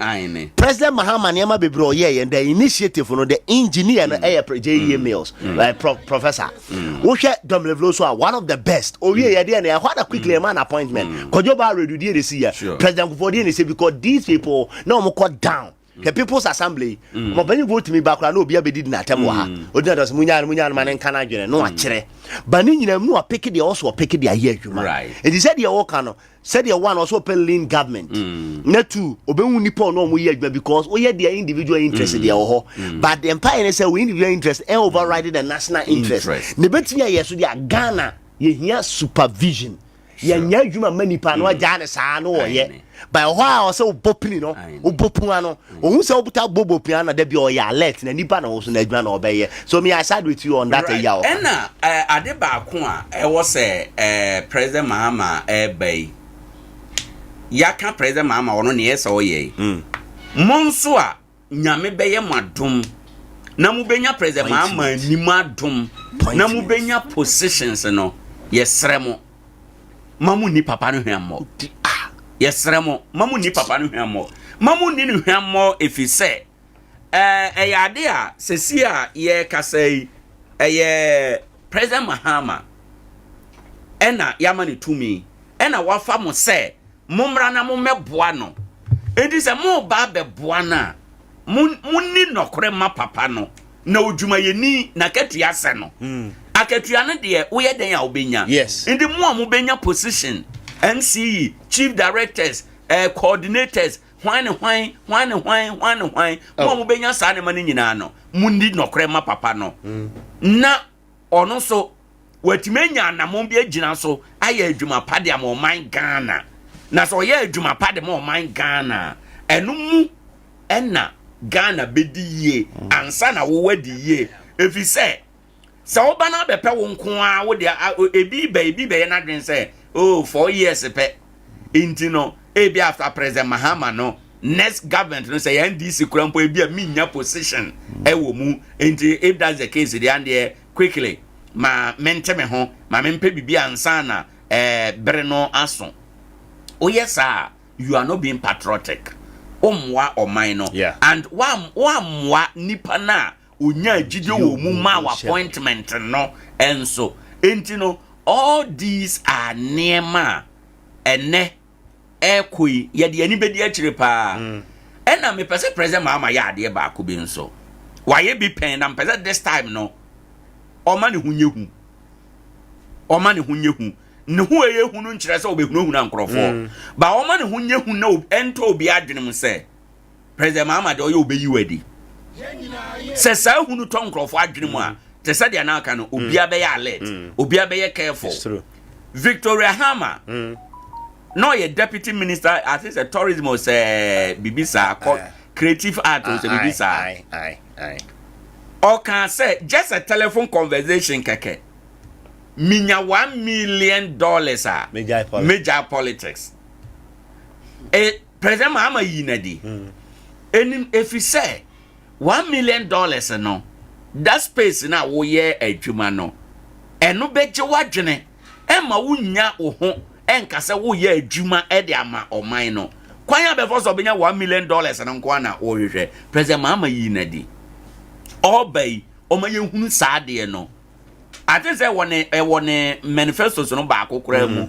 se na ban mu opposition o wa be bibia e wo se emra diu no obema emra adiu enti I am thinking say oman hunyehu on that score ne hu enyehu se hunu ankrofo ba oman nye se wanye wadwuma ya ebeyi wadi because I say Ghana for any da so nyina ye be shape ye future ifri ne ekopem 2028 ene be ma ye hunu ye ni mako okay yaka President Mahama de ye nwie ye be se yaka biem if you say ye be presentation ye representation na ye be fa live feed no nso e de abanti ne no anhwe morning show be extended version ye be to aso akwa animu kakra if you say ye de no sisu anema ye be koso ye be run commentary alongside ewo ho na ye de nyina bronti no ye nhya no so na enura President Krata bi ba bontene President Akufo-Addo former President Akufo-Addo also we giant crofo bi prisoners bi wagina ni tumi so yes wagina ni tumi so giant prisoners bi enom every omo di bone a eja no emra ma ho kwan se yedi sa adwuma no na enso Adea amanfo bi no mo kasa ewo ho ba kuin papa ya na boji se bebrebe ayi Capital Bank manager yi Ato Forsen no Ato Asian Capital Bank a ono asika ono agye atom wo court say ampa kana finance waye bank adwuma oye no ena waboka ama nkrofo dwetra ahye ena aban sign born besia aban man sika say jesa sika na fa shem na wanya nkrofo dwetra ma wo mo o jesa sika no so wasen wia sa sika no enso yedi na sem ede na akwa akotom president Akufo-Addo say wagyan no we nyo no nko wagyaja nipa bebre na ebi kan say well ndi se mi wia o man sika beye $1 million, $2 million, $5 million Ghana cedis nam de akosie baabi na ya cheme ya na ye de me akotom me dem beye 1 year me miama ni adam beye 1 year me miama ni dem beye 1 year na ma sha ase kasa me yare da bia na me yare ya mama bia na kra me nhwe so nni na me phone na bo me yade na prison for na recommend say ni person say o yare na ya yimadi ya yimi afiri ho no ya de me akọ doctor kakra na ya yimi me bedru fia me o $5 million eda ho even though madam 1 year but madam anya $5 million amanfo bi argument a wo mo ye eno no ebi se saade no ma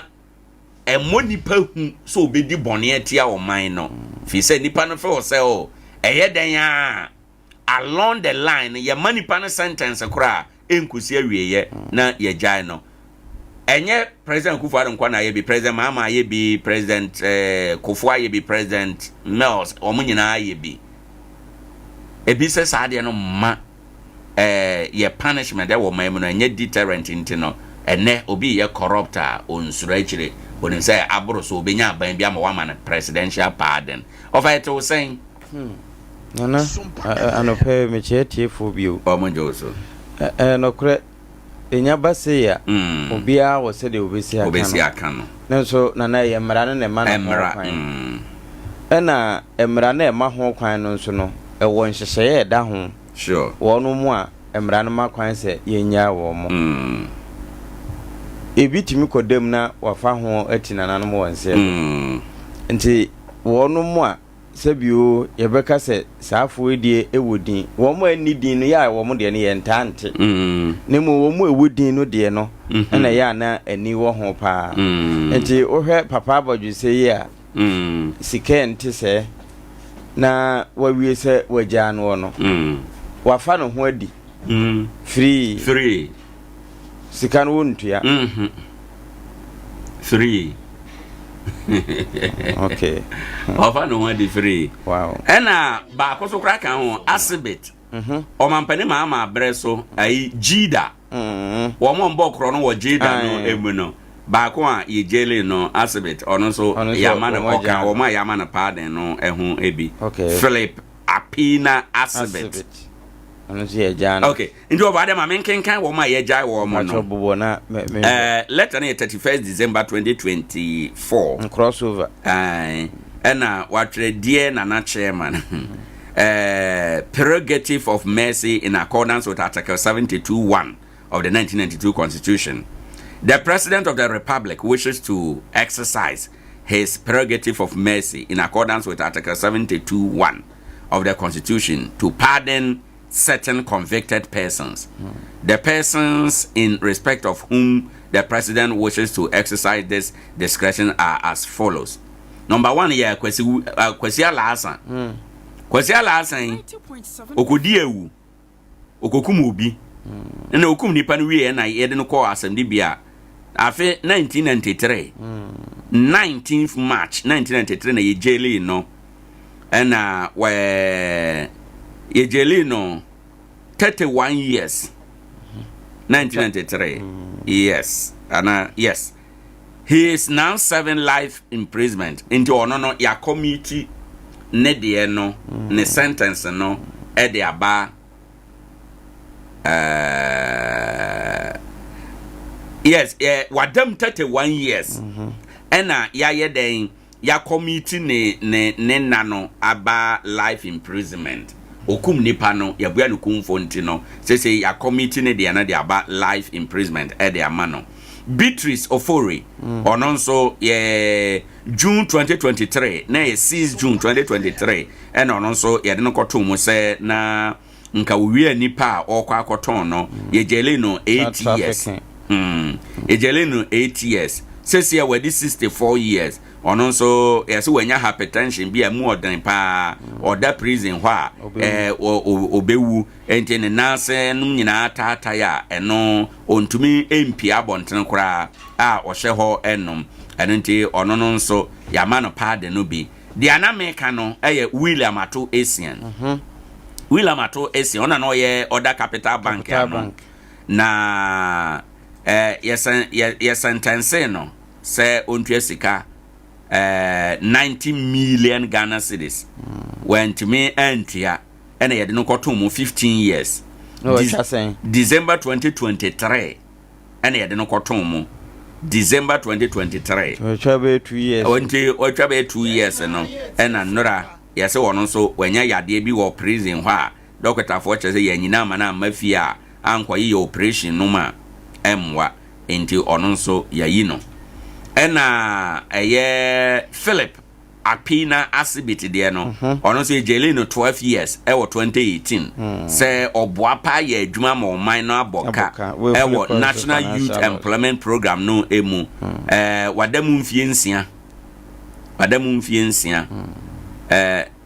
no na ejele no 6 years in prison ejele no 6 years in prison ena obedwan to ase on tiapo e wo prison onti osere ye prison ne kan ono ne dwan to aye say yenyi no ena yeyi no ofa obodo so bebre nipa du ba ko we ne krata e kire se yeyi ye president say yenyai wo mo e wo ho amanfo enye nipa bebre de nipa bebre susu ye say no yes na yes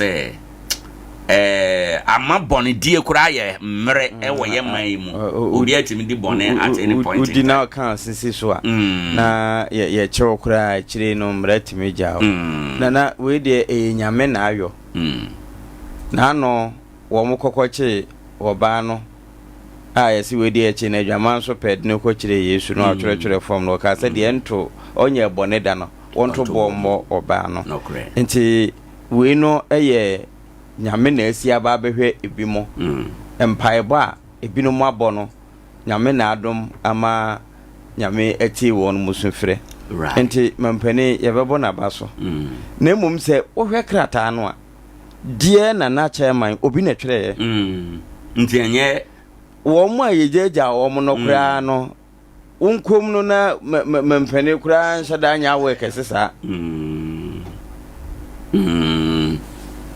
se ohwe krata eno ye mfomso a ba ko a obetima point o krata die na na chairman ena o kan ne ba bi se wo kra edesai constitution num se mampani wo ho kwan se nti obi na eka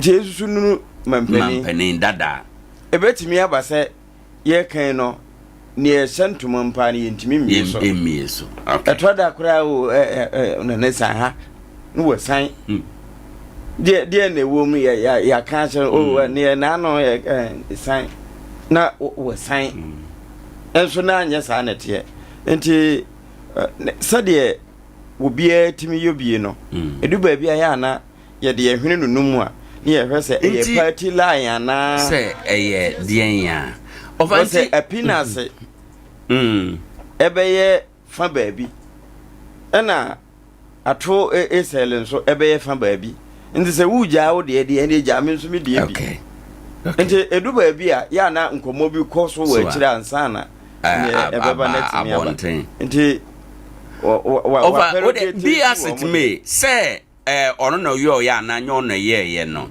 ye misa se sa botaye no eno na criteria be ne da ho ye di jawo ni amra no kan so mampani wo sa kwan no nti te se mra no kan se te se mra no kan so mampani wo ho kwan so otimi bo abaso no ana no mampani ko bubu bia nra na ye ka ho asem ana ye obi susu se ebeye ye kura yen fa emrane nhihye bi nto ho nti ansa no mampani be jai saafo no owom so obebisa council of state there ba council of state is so ye nyina ye nim se extension of the political party otia konwa so no sorry nti nhihye be ne da ho hwan na se ekoba se prerogative no ye adwuma etime so wo mo so eno no was a break animu no ye chire mu na ye hwe efise se because who represent ho enye wo mo yesi eja wo mo a ye ja wo mo ni ebinum nso wo ho anka wo ye ja wo mo ye se ebia obi a ya kan se bia onko dem ne nkwa na nyina life imprisonment wadam be ye bia 20 years 30 years 40 years ebi at the time all kodem no bikura na wadi ebi a 20 years wadam anyini aba akokora bikura wadi 60 years ewo ho saafo no de ujai wo mo a that is fine but meme de asat now people like atuesi ne asibet no de wadi awunso a yetimi na de wadi awunso a ye gya no omono nso no nka me feel say ye ma pardon na ni kwanza ye ma omo bi omono de no pardon na betumi ya ma no say e bia ye betumi committee ne death sentence no to be a life imprisonment but say me wa kumedihye bi me de hye na wu na ye gyawo na wo betena bonten ba ba hima basa no ma be hima basa un say ene ye yawo ewom na bi te say political crimes na nkrofo so ye te say ato esianum de why bank agent nkrofo sika nkrofo dwetira be di wo ho washi dwetre no aban say enye hwe gina tuama wo mo eno so ahye eno so wash eno afa so wo na me kire no na ye wie jawo a benante sa sika be 90 million Ghana cedis akwakodi wo ntia ye kan se kodemu no what of say sika no kra na Ghana ha se sika no kra de akoto ba bi ndie se ya yama na pardon no obey fa se sika no e de abebo ne bra ndi ema boni die ya akono ema aye se wudi boni ya suro nim ndi se ye be ma pardon no kra te se ne no na ye kan baso body no president ma ebe ade ba akwen se wo ma na adwen koso ye constitutional review ye wo niema bi wo constitution no mu a tumi no ye de ama president na tra ye de ama na tra in the sense say ye ka se president wo ho kwan say obi da afia say otimi jai no na ansa no be jai na say okobisa council of state Ghana for me nyina yen ka no kore council of state is yenim say nipa dodo omko council of state no so no 99% of say nipa e ko council of state no omo nyina ben aban no omo nyina ben aban no ote akonwa so no omo ben no ummen no a ebeye den kakra nana sa enkomo we no me de asemtia wa me kan kire Ghana for ni say yensusu mfa ya nunum okay na ifiri tete ena aba nye ne tete ifiri ni say na no ewo twronum wo mo ka kire wo hene no perato say o ho kwan say afibia wo gya de duani de ma wo mo de duani a wo say wo gya wo mo ema wo mo fa wo mo hudi no ewie yesu yesi wonye bone da no ne yede ne kokosha anan nti normal de adi bone pa yinim se we de wo say wo serve ne bone ho no obohunu ye gya wo no mum na de wonye bone no wo hunu amane sesi ye wura prison ho na yabusa ebinom adam mfie bebre kura bone ade ato wo so no enye wo mo de die enso emra no akekere no wo da so dem ko hokoye den asem nti yensusu nunu mpanimfo no na mo mbre kwa animu no se ye hu ne ye jai ye hwamfo nso e wo ho no a na fe bre kwa animu no ya sasa nimum na etumi akoyi na da asebo a de wawia o man sika na wakodem no so wo ba bedie no Eyebril. One fanny. Ba dear Babe, Jumama, who say they were young and one time. Yet Mitchell near Waboni in our crowd interest account until Waka and so on. Okay. Right, yeah, that's a brother, quick one on suppose presidential pardon of the Amano of appointed some name be or letter more indicated say entering officially from President Akufo-Addo. But I say binum na because the President Akufo-Addo issue statement on address it to dear Nana chairman. A bit miswa no krebia na or address the Council of State. Council of State is the chairman your hene. In Jibia no address the momo. But whether or na ye you na ye yo yenhwe pardon no ankasa in itself. Pardon na ye the momo na enye bone yes o mampani ne timi yes ade no. Na or ye in consultation with Council of State. Among for ye worried kakra say certain crimes be nipa binum aya ye mo pardon no anka in the rare sense of giving pardon no wo mo nsem fata obi awi o man sika ba be 90 something million Ghana cedis wademu be 1 year na ya man pardon wabai ya man pardon sika ni nyina asan ya hye se sika ni da ba bi obefa na de akwa akodi obi dem kura o yare kura chen we ba bia onye highly politically connected intino sa for the dasugum eno ne nkomo a ye die na yesusu say sa presidential pardon na president wo ho kwan say omma the too much the excess power of the president no now that the new government now wa promise yen say obey constitutional review no sadi we are there e also o management koso bia na pattern to brief and na yakọ yeah nana me da CP we very simple we crowd here Adea bia I say a peer review committee bia nipa no enye se one day near fire and you code if you near kofa na local to prison ya anya ne sa they gave him time at we see na a ready for a long time more for the lawyers of the bia answer I don't see the need say this time around the year quiet say come pardon ye na eno ena we nyina ya yensua ade enfrim kwan fa so ye o kai a muntie 3 omo jaji big ne do omo kotum party folks these people they were not active party members they were journalists and omo here like omo kasa e de ma party keke party ni ye ya twere krata ko president mama gina mu ya ma yiji wo mo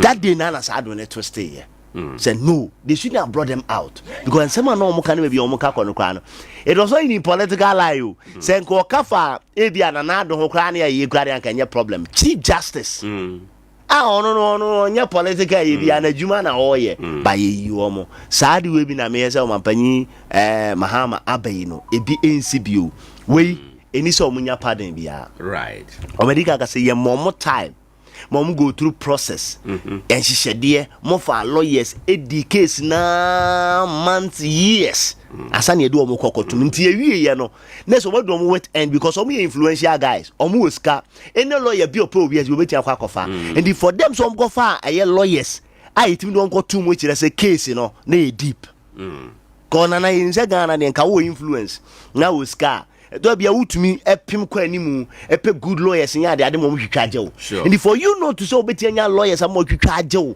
ema wutumi ko gina mu and such case in it was omo any mo friend say nation mu hodi ya republic and the republic in class odi asem kra na eto da bi o kra na u pe no kra wunya no and for republic metimi agina mu ana wo lo bed lawyers agina ma me do akotum na case ni deeper me gidi se ni se so sa na ma we so na de said the all kan say ni say pardon e bebe no ye wo grounds e de ma pardon enya wo na be ka che so wo yare dabi two se nipa ne yare kra na wana ze wundimi nkonko sa ho yare ma sa meto wo sentence so wo je kwa ba beto wo sentence nti enya no ne agina se de ma pardon ebi e be ma no na case ni e case a enye first degree felony case enye case e detrimental and there was here two nipa ne ko prison no or conduct we will put you up and say akwa ne conduct we put you up eye pa your finance as ye nipa kokotumu a ye betia ye finance na akodum pepe so be say nipa no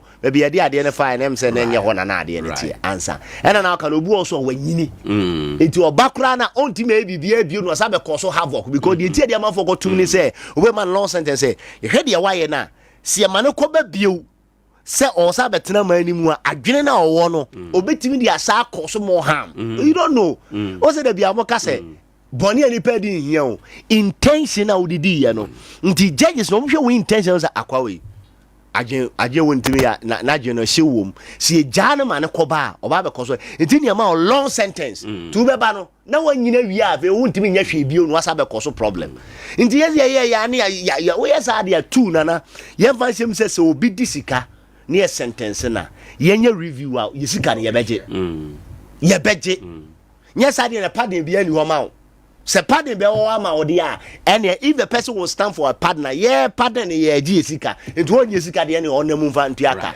enye se be se de o ka no then ye se me yan ma wi asie me wi asia na ma fight ya woni ko 2 years na me ba ma fa misika ne be de no president de akode ne ebeye we so mu bebre mu businessmen few of them and be a political appointment but be a businessman or no business or be any business political appointment be all man any pa be a onya enti no de e ka say de o ka no I say with you say these people they don't deserve a pardon no come di na say and two I was see the years be kura to so say your years be o yenti mani pardon sure say bia okoma be 20 years depending on the case case bia de beton say we 10 years 20 years yenti me man pardon ya man pardon ansa na waka ne ye review no ne ye hu say fa yi a wo ka ne ade okoba kro obeti akwakoye asa ho ye no obo ba be toa so because prison ankasa no na nkanye like punishment per se by a reformation ye serve as deterrent e ma wo ne ye de niam wiwura wadwum ye de retraining nipa ne bebre kura kwa ba e me no kwa ba ma ye reform na ne ye de ne ya se no ene ye nti yesere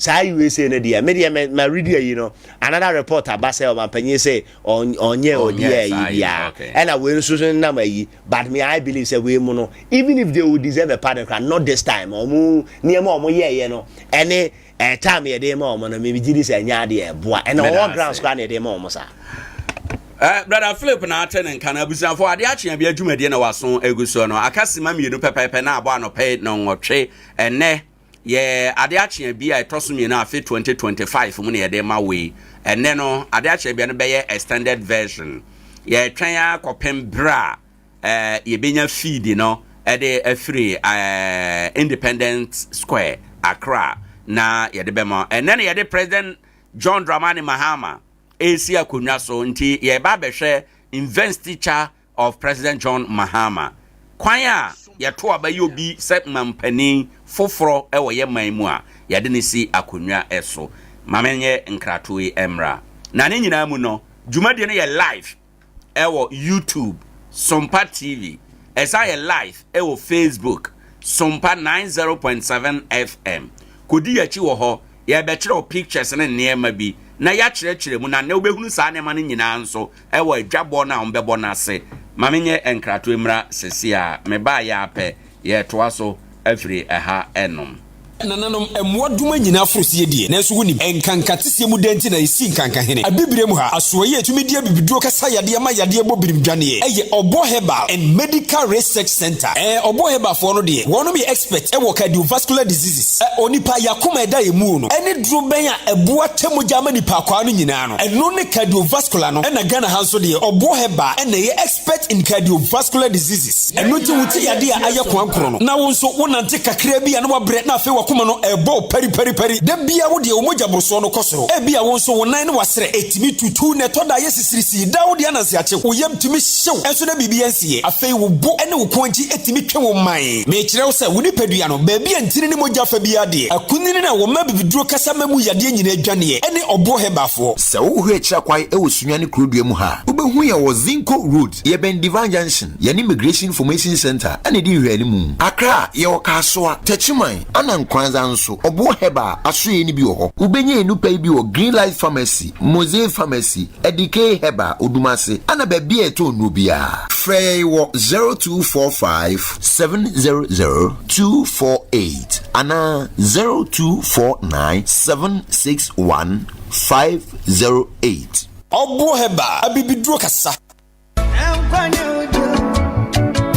90.7 FM. Na sunu ekura kron. Herbal centers ne doso. Now so na waje was so bad here. The whole West Africa. Senedro. Etu gonorrhea. Sentan tampa. Eja Abraham Herbal Center. Yade be na doso. Breast cancer, ulcer, cocoa, anasa diabetes. Prostate so have be a no. Eja Abraham sebra nchen. No betu asiama. Afi wani enka won enum. Mechere halitosis. Kohuru Dr. Abraham. No num ba ye hwe. Dr. Abraham. What the no category one pensions ye was San Sakotira or Quacher Betchery, a man do Benawusi Adia Tubu. A coffee draw was swum ye no bedasso was too contunu, and we a man drew, a man memma, a bay uses him, a man do a catching what to me would a corners. Virgin City, see a door was swore the above one chase. Namaya needs Hujai, so when you're Virgin City, and it says your one, and Ma was seeing neat, nay, and come on the beer floor. Nama was said, shine, Sama, a Jabram Herbal Center. I was Siane, would one nature Estes Cornerswa, while Ben Brotherhood I saw down opposite Dr. Achirako, Kumasen so or Ship, School Junction, Presbya saw down in Tampa, and also Fred 0242 76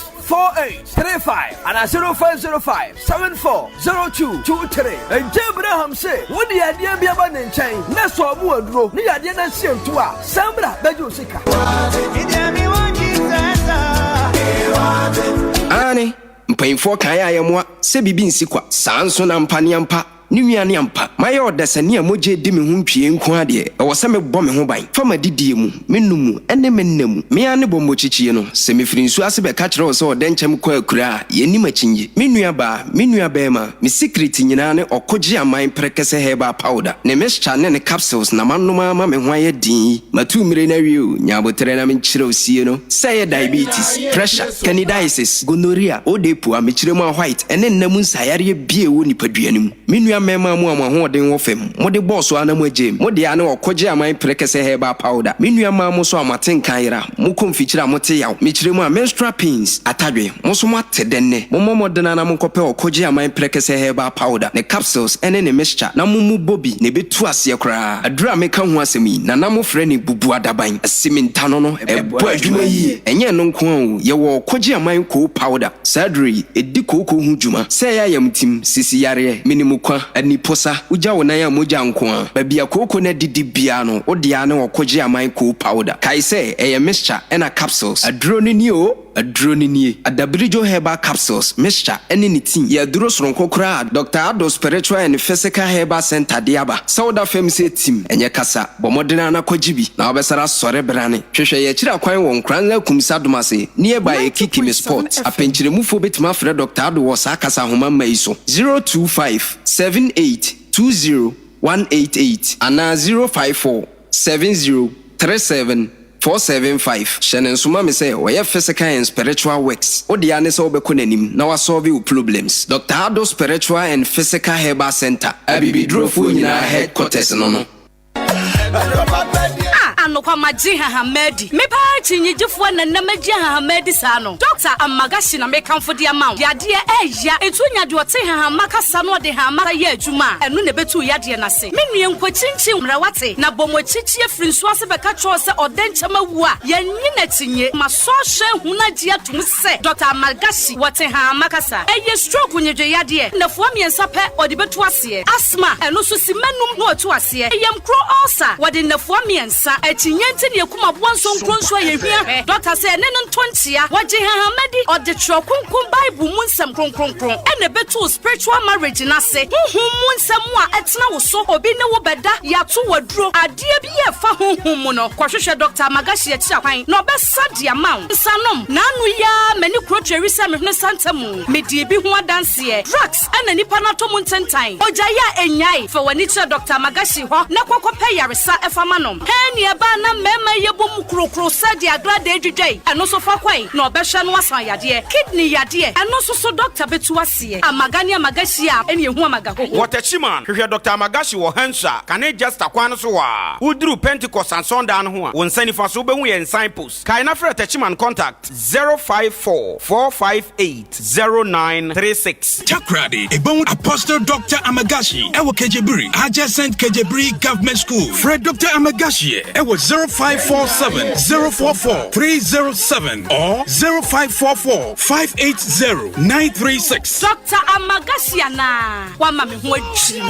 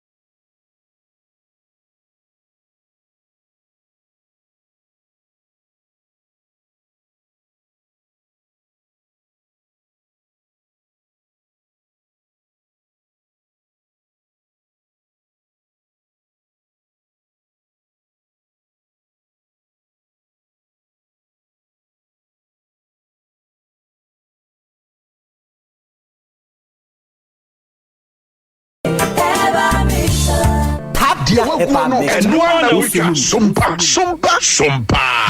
Yeah.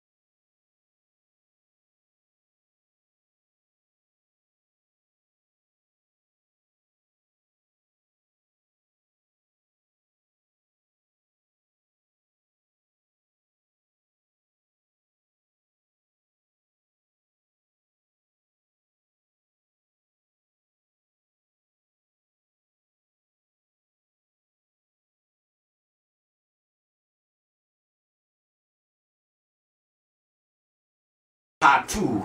Yes. Yeah, presentation. Yes. Say obi si akonwa so Ghana, obi ye to abayi obi se mampani a, kwan be na ye fa so edene si akonwa so. Wow. Nana, medasipi yamatiefo akwa ba bio. Right. Wona wo tie nyina eda o mase esompa yaba. Na dwumadie na hyase.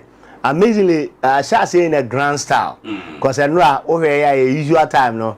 Ye botra so because you know the jatu mu nyina na ye poapon ni nyina jani nyina mu ansa na yakọ no se de yeti ene so ye giramu akopem se omampanyi John Dramani Mahama officially ye de ni be si adwa so se Ghana mampanyi after to aba December 7th no 2024 na ye hwe se na henie mu no anase ye de ni si adwa so no se de mu niama esitie se de ye ma ban bia no ono enwe ye kan safe parliament safe on an safe president of the sixth parliament and he was higher 9th president of the 9th president and they said you see I didn't be see a gas no and near me fa ho no na ye busa so man panyi bia na se ye kan abesu se no man panyi bia no ye didn't see a gas wa ne nhihye de ne no dwumadie no anaso dwumadie no etie eno na ne ye ba be pepe mu na amanfo ehunu enti yedi ka aka se agyen bia ne yetirim ye beka bia ne ye kan se de ye hunu ne se de ye nti ase etie ye ni atem ne mu fact no ene ye de ne nyina agu enti ne fact ni bi eno ne ya na ma ye huri di kan e wo dwumadie no ma ma eye soronko no enti na se ye to aso a ye hwe ne se de ye ni mu no asitie de odaso enei obamu a na tad na efe pa ni post no so efe yes we mbrante de pa President John Dramani Mahama and a picture that's on to Facebook Sompa 90.7 ya oho abe ho pictures no graphics no any ayina ye ni nyina and watch ni so no oko YouTube so a Sompa TV ye gina mu den and the omampanyi John Dramani Mahama ne ye yi no so be Ghana mapanyi din be si adwaso no na dwaso di mebesi dwumadi e fa ho na ne ye ba be kire mu no ne ye de adjustapose eye de atwam ene de ye beba nyina saa na ye be ye no enti o mampanyi e de enie enti no de ye kan say Ghana mampanyi bia ye yi na ono na ye head of state ono ene ye head of government ono na ye commander in chief of the Ghana Armed Forces aha enti se woni ma ye o mampanyi so obi ye mampanyi o Ghana ha ye to mampanyi a ne dwumadi a wodi ne se ono ene ye o man ni nyina panyi afi amamuo animu ye kwan ba so o man no totu ye be koso no so na eda no ena Ghana so ya sojafo nyina no omo panyi pa enana se eye Bambo any a yidumadi na ono na ejina mu a woye panyi o commander in chief of the Ghana Armed Forces and unti saa na etie ye ka o mampanyi o Ghana ha ena se de ewo mu eno no eno achi ni susu no esan se ono na oye commander in chief utumi order asojafo ano no eduru da bia obetimi crash sojafo atade no ebi se tiefo beka former president now President Mahama na mamua breso no emre bi kura odresse say soldier for almost ceremonial dress no odresse bisa emra makwan yese na wachi pu in that because bebiri na no omu so omampanyi address soldiers they were like I commander in chief of the Ghana Armed Forces so you me dress no wa salute say me gina ho ya boni bi anim na they say uhwemu a omampanyi John Dramani Mahama and ye to about December 7th 2024 and over your Facebook na yes and your YouTube na yes I don't know that's all those who are soldier atade na puse we twa no na senka President Mahama ko soldier cause afata ni ye pa gina so kama pa srim say jata no yes we ne chani ni bibia to say yes bema o Ghana yes nana piao enti we ma eye omapanyi John Dramani Mahama na say ye to about December 7th 2024 no o wini ye aye no se o meye Ghana mampanyi na ye di ni si adwaso na aba no onyae no se ye kan nyina aboma percentage wise no onya 56.55% 56.55% and onyae ya enu nti ono ne yi na ede na be si adwase eye Ghana mampanyi no na ade se enne and essence here to about unya de meka yinti no ye hwe na wasai eno na say oyede obeso pompon sum nana diso brother opa mo twi dictionary na na asema ba and also pompon so or the swai akire Ghana man ni nyina eba Ghana de no ube kire mu de eduru aba kire mu Ghana de essence oye Kristo ni into the Bible obeso Bible mu ene de eso na owia or the Bible no to one de pompon so na shanense no de akire Ghana fo nyina se ene omampani tumi no e wone ho correct enti eno ana na achimti ene ya na saade we nyina ebekɔ so yɛnhwɛ sɛdeɛ ɛyɛ Ghana ha yeyi obi so mɛyɛ mampanyi a ne dwumadi a yɛdi no ɛteɛ ɛwɔ Ghana ha sei na deɛ di kan no si yɛto aba wie ne yeyi mampanyi foforɔ a constitution no ɛhyɛ sɛ yɛn sɛ nipa no obetake what they call oath of office ɛno no yɛ ɛyɛ ɛwɔ sɛ osai nyasa yes osai adwuma na ɔkɔyɛ no osai ɛkyerɛ ɛyɛ Ghana for ɛne obi bia o mata na saa osai na osai no ɛyɛ nsi a osi sɛ ɔbɛn no dwumadi a ɔba bɛdi ɛwɔ Ghana ha no ɔba bɛdi ne pɛpɛpɛpɛ sɛ deɛ mmara ɛne nhyehyɛdeɛ ɛteɛ saa ɛna ɛyɛ ɛhunti na ɛyɛ ana osai no na no bia ɛwɔ mu ɛno no sɛ yɛnhwɛ ɛyɛ ɔmampanyi bia sɛ yi ne Ghana ha ya na sɛ ne siti ɔmampanyi bia yi ne Ghana ha bia no deɛ di kan no ɔwɔ yɛ mfie nan a deɛ di kan ɔde bɛsom okay sɛ yɛ kɔ aso a no ebi kan na bedi akyire nso so na bedi akyire nyinaa and na wadi mampanyi wɔ Ghana ha a wo so bɛkɔ wo na wo yɛ den now sɛ deɛ mmara ne ɛyɛ yɛ mmara kuni ne ka no ɛyɛ mfie na mienu ɛfɛ no 2 terms ɛna betia di ebi wɔ hɔ a ɛtoa so ebi wɔ so a odi no wakɔ aba no wasa bedi sɛ deɛ ɔmampanyi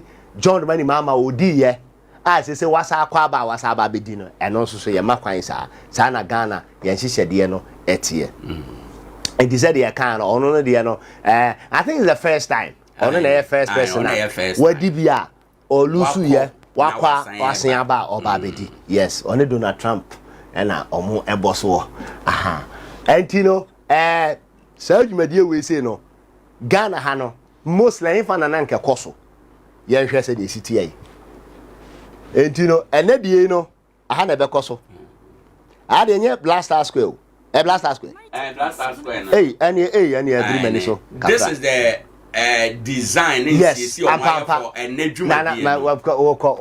the den cry who can cry me refi na day na wohwemu a said the ka no most times no say program dwumadi we tse ne de omampanye si adwaso na bedi akire ne de ka ho na ya na Independence Square and I say Blaster Square ne ho na ya na ye no said the na de be dey ebe koso no nanso na BBC ye na ade esi ye no 2021 de no ensesan kakra e baaye wo hwa no e de hato ha a job 600 said no a wo chire mu no e na ase parliament front view no elie na 2021 de ankoso Blaster Square and Independence Square e koso e wo Parliament House of Ghana and e koso 2021 but partly because of say na you free COVID the move ban no na ye pe mpanifo person o mo regulate nipa no yes say be ya nya spread of no yes enti ya no so ho asem no okay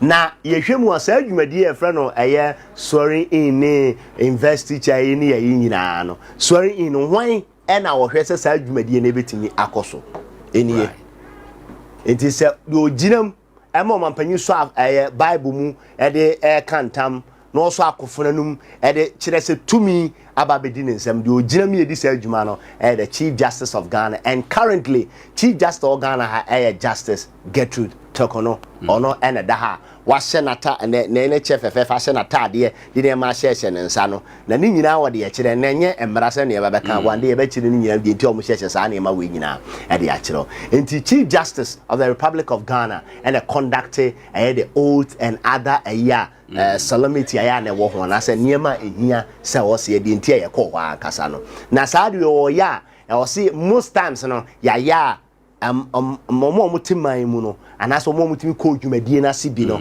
aha omo anim afi parliamentarians anase parliament so no ofu ayi ni nyina e wo ho na afi so nipa bi a won so no ofira mama so di won dwuma one Ghana wa ayonkofa ene de ka oni nipa be from ofira mama so se omo mra dwumadie ni bi no omo ene ya na wo ho no ma Chief Justice ejina omanim ene nipa a yeyi no so medi o man so no omo de ene de say e be koso ya US president the delegate what two above for say missing a name with Medina say president binomo baby former president binomo baby and have penning for be free amanone or munina baby in the actually say enye dwumadi ketwa and ane ebeko so e wo ho no mete ya kra na be 24 presidents but me ya kra mete 21 ya mate say omo agiatuma binum alande enti sa ena dwumadi enti adwumadi anana enye dwumadi ketwa kama pa enti afe ni ye ba eye eniema ekom sa omampanyi wo kantam anase oswai akire o man na se de esi etie no e de ohwemu ase de nana di kan kan ye no till now de ebe sisese ebre no sa eye nwoma mienu wei ena wona waba nyina de eswai aba bepem ne se foforo bi beba ne de ese dan hu bodua bi aka ho de a ene be ye akire asem but mostly no mo magina nya the Bible ana Quran so ye Christoni ana so dinyamidi wo sa kwan so the Bible so dinyamidi wo eye Muslimi kwan so a or the Quran Holy Quran no ena or the esai enti aneso so ho asem eno no enti se eno ye ya o mampanyina ye yi na nkasa ene na bedi akiri na omu nyina esai ana so mo kantam no with either Bible or Quran said ye di kan enti no o mampani abedi akiri no obedi kan esai oh yes ye wie ne de na na ya ba o mampani no ankasa so yes enti no ene ye ba be hwe se o mampani ene na bedi akiri omu usai a ensem ben ene ya na omo kan ensem ben na omo kan na ye ba mu hu nsem ni bia omo eka enti president ene ne vice no omo be kan nsem no edi chief justice na chi chief justice ne kan na omo so akanti na ye di chief justice picture no e ba beto akọ Facebook Sompa 90.7 ya be hu and afi YouTube se da ho no eno nsem ne bi nti ye hwe nsem ne bi a omo eka no nti ye hwe eye chief justice na osa da ha no ene nsem ne bi nsem bi ko say I na bia Philip ya Ochri having been elected nti oso be bo odi nti nipa kra where president and now vice no ye can no abondi I enti enese die no president obeka I John Dramani Mahama and I ne Jane I Professor Nana Jane Opoku Agyeman no dia so having been elected to the high office of president or vice president of the Republic of Ghana do in the name of the Almighty God swear solemnly affirm that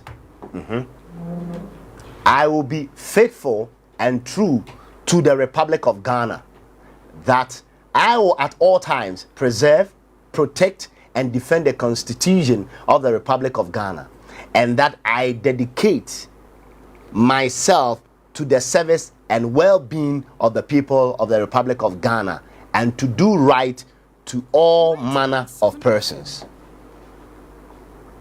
I, no asaka, further solemnly swear, solemnly affirm that should I yes, obetuma can solemnly swear no kwa yes, and I say solemnly affirm yes, that should at any time break this oath of office, I shall submit myself to the laws of the Republic of Ghana and suffer the penalty for it. So help me God.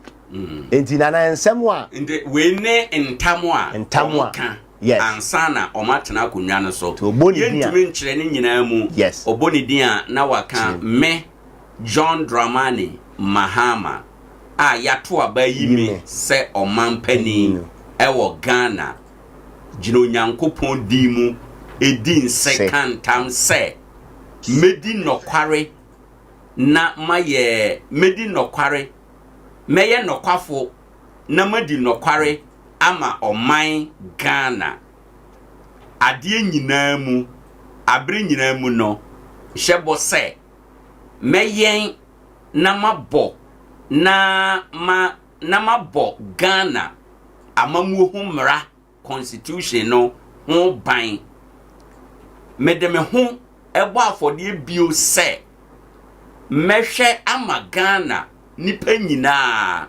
adiyie na meye nipa nyina nso eye abribia me shebo bio se abribia no abribia mebusa entami eso no mede me ho bema sede aga na mra ese e wontam a makan ho na me de miti magye asotwe bia efata me enti onyame boame enti se wote ya omampanyi John Drawani Mahama enne eye ntam ene nsi okwakodi no ensem wei ena Chief Justice ebeka enti woka na waka bi akire na se ode aye se wei dia waje atum se obedi oman nanim e wosa enti ni aye ka ye no ye paraphrase translation no enye the exact word for word but this is a paraphrase of the translation anti ye chire mu de ba se obeti ase enti woka wi a ebi obeka wante kura de ya chire mu nani chese de okan na hane besi sa ena na chire mu no ensania no ana ese ye ba behwe enti wo mu a we sei wọ́n sẹ́ akọ́rẹ́ mienu bẹ́bọ̀ a Ghana Blaster no Blaster no da ha ẹ̀na bọ́ọ̀ bi wá náà sẹ́ ẹ̀yẹ mìíràn sẹ́ ewia sẹ́ ọ̀sẹ̀ Ghana ẹ̀yẹ of the Republic of Ghana the president nti wẹ̀ nsẹ́nyà no ẹ̀na soso ho nsẹ́nsẹ́ mẹ́no no na wọ́ka ntam ni wia náà sẹ́ odi nsi ni wia adeɛ sɛ yɛde nsanyɛ yi ɛbɛ ma no nti wei no kyerɛ ma ansa na bɛto aso no yes mampani na okodi no yɛwɔ nneɛma bi a yɛde ma na ɛma no yɛ sononko a kyerɛ sɛ ɔyɛ tumi no sɛnsɛm tumi ɛwom kyerɛ sɛ nnora na yɛka parliament de a na yɛka sɛ ɛyɛ maize no ɛno na ɛyɛ speaker tumi no yes ɛno nta sɛ speaker te akonnwa mu a na ɛsi hɔ no nsan nea wei no nso no ɛyɛ nneɛma bi nso a yɛde mmɔ mampani no a ɔde ɛno mu tumi ɛna ma ɔda so no nko sɛ ɔmampani nti ɛmu baako ne ne ɛda ha yi a yɛba bɛkyerɛkyerɛ mu yi yes nti sɛdeɛ na n'akyerɛ no na ɔse saa device wei no ɛkyerɛ sɛ ɔse these devices are used to display the rank of his office and are used on special occasions. Niema ni bia ensenia na woka no ene ye ba bekeka no na saa niema we no eno na kire ba bia wo gira organ so ye president or vice na eduru eye dwumadie sonko bi wa ye ya akase bi ho no ma o yusu saa niema wo kire tumi a owo o say the president sword into insania na edi kan na ye presidential sword and now kai the sword ne baaye and okutam sa afana no na ode aso anase owia ye de hye ne nsem no pagya sei no eno no eka ho na okọ parliament so a na ye de maize na to fam na sword ne di ahim eno ye kire mu the to say the presidential seat a carved wooden seat overlaid with gold and also so akunya kasie bo so mampanyin no nya ne ya na oti akunya kasie bim ya de ayi enua na ye ne de aye sika kokko adura ho kama pa enso kan insania na ho afi presidential standard pool eno ne ne da so yi yes presidential standard pool no eni eno so ena eda ho no we no ma ye nkyere mu yes won say okọ omampani officer ana ba bi omampani tibia no ya wo Ghana flag na nkasa wo ho yes ena Ghana flag no fa no ya na ohun se saa eye flag we standard pole na ye friend standard pole no ena o mampani nko a na yusu eye o mampani tumi a owo no ebia ena nti ya se wo hwe video bia na hwe picture bia ye twa no mampani officer ana so mampani nya hoho no omota ehia ube se saa ayi we no flag ana pole no e kan Ghana flag no ho a eya na esi ho enom e o mampani tumi no bia yede ne si akonwa so anema yede mano no ebi ne we de ya mfa mehya ne nsem ewo adwabo na se enne ba obekọ ne office no na esi ho enom and we ka transition team ne sa ne manya nyema omo ye nyina we nyina account kire obi bia position wo nti uhu a na se ho asem no right enti kafra ye presidential sword no sure presidential sword na no a enie enti na presidential sword no enie enti obi bi oye kafra sabra bi kobra and say netie right adea to me very powerful enti and also so Until you out of office now, and idea say, or can't tell me the next one say, the presidential sword no, ever sending some. No, I say no, you know. Now, queer no be who and also horns and someone no be idea. The presidential seat in some union child. And who the standard poll no, and a young who the presidential sword no. And a presidential seat in over Facebook and so presidential seat no so I can see a pa blast on the ho near ye near maybe and I ought to sweat and say yes oh that's very powerful tradition.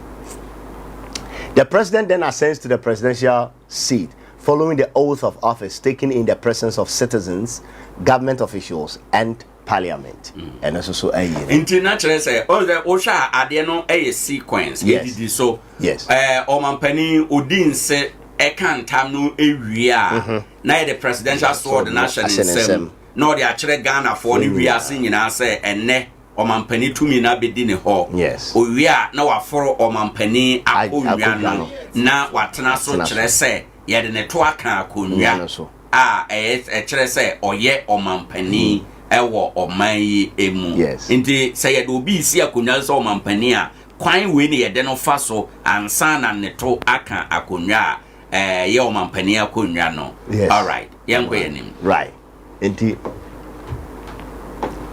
enyadi ni sisu wie ya won say loud cheers and cheer up cause hu ye ero the emotion that is enkrofo ebojeso omo bose na no mostly party supporters any section of the public you know omo nyina omo ceremony with ye pom yes na say cause wa no ni nyina ma occasion no memorable interesting beautiful na ye wie pe na Ghana's national anthem ta na na na ta na ya bebo sa dese eno so yeti yenti ya bo Ghana national anthem ya na Ghana Armed Forces no omo ewa your special force omo na ebo ambeye na wie pe na nienti a omo na ebo no face anye police ananye eni obi a na ebo nse president no the commander in chief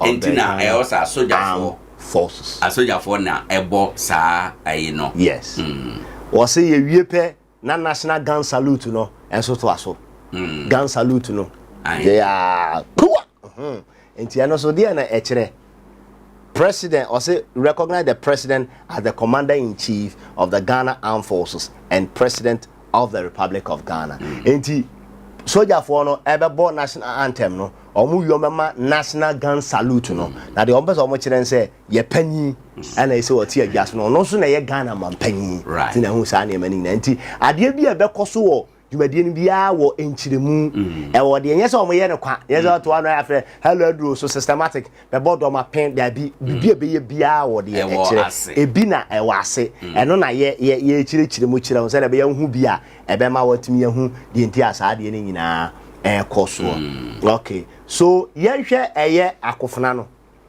said ye dina o kan dino nana pomponsuo no said ye obi asom MPP for si ye yi omo no ba be di o man ne so a say ne omo so akofuna no ye hwe omo de ti His Excellency John Ajekum Kofo right and ye de na chance ye hwe said osi so ne dim na afi aba His Excellency Nana Danko Akufo omo nyina afre MPP to mampanyi Kofo ode ne nsa baako ene so mu afra kente ene wa ni sei yere omampanyi say o free ajaso His Excellency Nana Danko Akufo on so de ne nsa baako ene so mu aha eti ano so on so ye munya ne wai ana fe ye NDC president ne so no said ye omo so eso afenanim the kan Professor John Fifi Atamels on so yenhwe na afi His Excellency John Domani Mahama on so to mum yensu ye NDC amanyeko no nti Professor Amel de nsam yenu ene so President Mahama oba ye on so ni yesu ano no ednesi adwaso no so de nsam yenu ena eso nti MPP yehu om se mienu aba no omo nsa baako ene som NDC mienu omo aba ne yunso omo nsa mienu ena eso right okay so the big question I was say how will President Mahama handle the sword, the presidential sword today? Entiene kwan be so na say no mampanyi John Dramani Mahama ebe so akofuna nu anase pompo nsuo num na odi akere Ghana for so tumi aba bedi ne nsem anu nti no ade say Blaster Square ana Independence Square said ye kan no dwumadie no ekoso den a manfo bebre na ahyaase a omo eba ho ebinum atenase badodo na atenase asogyafoɔ security officials omo nyina wo ho I say dwumadie na ekoso pa ana pasisi abo aye simano aye aduasa enson abo apa no wotwe ho nanso so dwumadie na ahyaase a ma go say ten yeah but modern say ye be kwa Accra yes na yakudi nkomo bisa obi o ground so ho na wotwa mfoni a kire yen said ya a hotie sese na ye okay yewra James Ajenim Boateng oye communications officer de ma any DC e wo Nkoranza South ha enom dodo na afra no Katasco owo grounds honom yane no ni nkomo kakra. Katasco, good morning. Hello Katasco. Yeah, minya. Na apom to say oh me hoya na monse. Oh adom Nkoranza de boni bia ni akire e osom ena sompa ye som Nkoranza man ene anopei na wadaroma dwumadie kese wo ye nyina yanim ye mampani a na ye de no si akonwa eso wo de wanya akwanya akohobi na ye pese utwa mfoni kakra ekire yen de na ade wani ehunu na se na ne mekoso ewo ho yo minya asabe mamempa atda kese mo na menchia watie fo nyina right atie fo na menchia eya kinya manuko anti pa tabre bibiti omantu amaka ho ewo Nkoranza na the American go ti adede o papa no katai independent avenue ho nyina ya ma asabe America the political kra o ma issue orders kama obia ensanya den emabio even you know content they are not getting so what is happening there ya ma obia enya kwa ewura ya admu and you say giant screen hona nipa bebre begina chire na o ma de o ma hwebi but speaker of parliament aya aban thanks for somana gbagbe ndi tibia no adie no I was emra shepa jafo no tnase at exactly 9 o'clock am okay invited guests and dignitaries I am an informed monyam for kukudama yato afro mo so mo be hedumadi no I saw Mutanase, and it is okay for you. 2 o'clock, they can't afford Luna. 2 o'clock. Ghana Mampanina, Fabiana Shap for someone, and all at the side. A woman, not about them. Okay.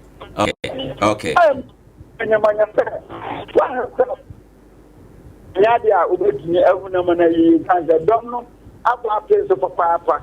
All right, Katasco, wo dia all grounds so ho ensembe na nkrofo e kan wa akire behind the scenes no nkomo be na nkrofo e kan euphoria no anije ahonkeka no e wo ho no tesen no am feeling nina no the expectations no very high. They are the current John Dramani Mahama Baba down no.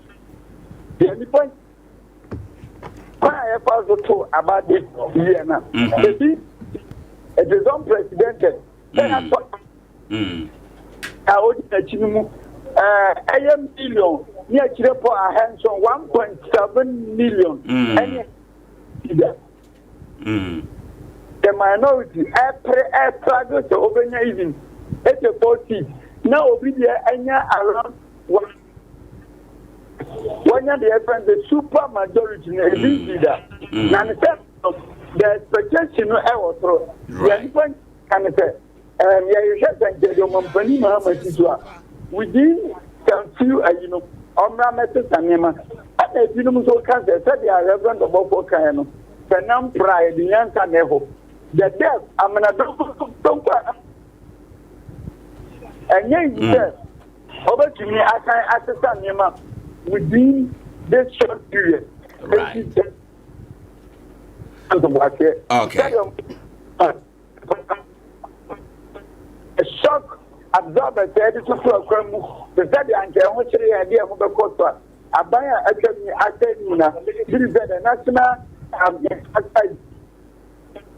Abana Copa Heritage Fund to tell them Abana Copa stabilization to tell them Abana Copa.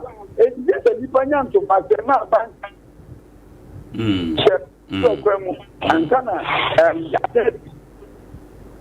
Okay. Kwadaso, I think say nipa doma e wo ho ntina affect network no kra ma enye stable ntino.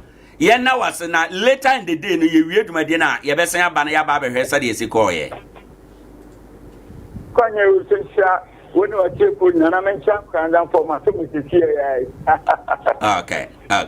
Abuzanfo Yewra James Sajeni Mboaten Dodona na Katasco or communications officer adema any DC o share said the okasa na unse se nipa bo be ebo peso sa network na kura affected entino o yesa the okana or say parade grounds no hwa ye ma already enti security no kura atom say ye mo bia enwura mu report no kire say 9 o'clock and a parliament ebetena say unu say dwumade we yanke say parliament ni di no ba nipa dodo na ye nyina yintimi nko parliament ni nti ene ya ye di pia bonten na ye the parliament ni be pia bonten 9 o'clock parliament ebetena say parliament etena say ewia eno achi na president elect President John Mahama no nso ene ne dom wo mo aba panifo ahodo nyina ebeba president awawie na adwuma no na Akufo-Addo abanda dan mu ne Ghana man mu panifo omo nyina beba ye be hyehyade no in order sa ekopem said ya beba awiye afi so omo nyina ba wie a na speaker of parliament wa bie parliament na no formally said ya parliament ye no omo be bia no sa pepepe te said ya parliament house no omo bia no wie no de adwuma omo beye enhwehwe omo de nienti a parliament no tenase no or the tudwa wie a na afi ya dane dwumadie no e de ama chief justice said ya brother Philip ye presentation o kire mu say side dwumadie no chief justice na edie no and the chief justice her leadership justice Gertrude Tokono ebeba abigina ho na wabe broni beka say wabe administer oath no wabe di animu ama omampani abedi akire ene omampani ankasa womo asai womo sai wia na afi ya de pomponzo na hyenensa o de kire wia na wakasa kakra o kasa de kire Ghana fo wia na chese dwumadie no ba na wiye ba before no bekasa no empanimfo a yato nsa afre wo mo firi mmea no ebinum so bekasa ni nyina no ye hwe animu se ready a ye bema mo aso atibi ye bema mo live feed no na afi bibia aye kama ewo ha de amaye enti no this is where we are brother baby aya beduru ni 90.7 FM. It's beautiful as a nation. Sure. May I believe that serenity, no, as a joy, come here, what my no, this election and tension, nanka binum fi senke beye he abafem. And no idea was here cherish it. Because for now, no, the idea ni mo pa the obi antimen predicted. Don't hear. Ejeni Mboaten ane Katasco ane kase ano kase binumu kase president mama no say obofo say enamo aye de aha now no untumi she aban ne kon and ayintimi nya no so sa because there's a high stake. Something is at stake and it's a very high one because looking as they say the all cano a do and die affair so mine no ebetimi agina na so a so man when it so wetin about politicians mu biwa I think say era we ye drum no ade very significant ehia pa enti ene no dwumadi na efe wo hwe de ekoso mfoni no so na utum say nipa na tena say ever ready is a beautiful ayi and at the end of the day the year bomb pie ne say ye nyina ye bebo omampani ayi na chidom na ono so ono one ne ye adwuma no say de oka be hye na nimonyam na nyame ade ono so no etimi atu anamon a ebeboa ama eye Ghana for anya gidi wonimu ne mpuntu akoso obewie no ye say afi the politicians no say ye momo the benefit of the doubt or metumi aye. So it's a beautiful one presentation here no ya kire niam ebe koso ho no ma say Ghana for so at least omanya first hand and niam ebetimi akoso no ndinana yeguso e wo ha ye be run commentary ni ne mehu nipa ne bebre mehu eye maame Marita Ajewa Abia a legal counsel to the president say na watena se say eye zita okaikwe eso e kasa yes any nipa ne bia mani abobo mo so ho no ma to say one omaba no e wo kwan so ko so mba ba di djuma nti yempa yi nyina ne say nyame adom this time ye be amanyo sem efrim na yede oman ne ho do aye adwuma na etinye gino na so na nipa nya gidie e wa amanyofo mu bio eno na yede ya empaibo here after medasipi right the answer medasipi offer o expectation and adwuma baswe de na wo wani so a wo hwe wunya ya ba mu wo expectation bronye beka nana said akoye no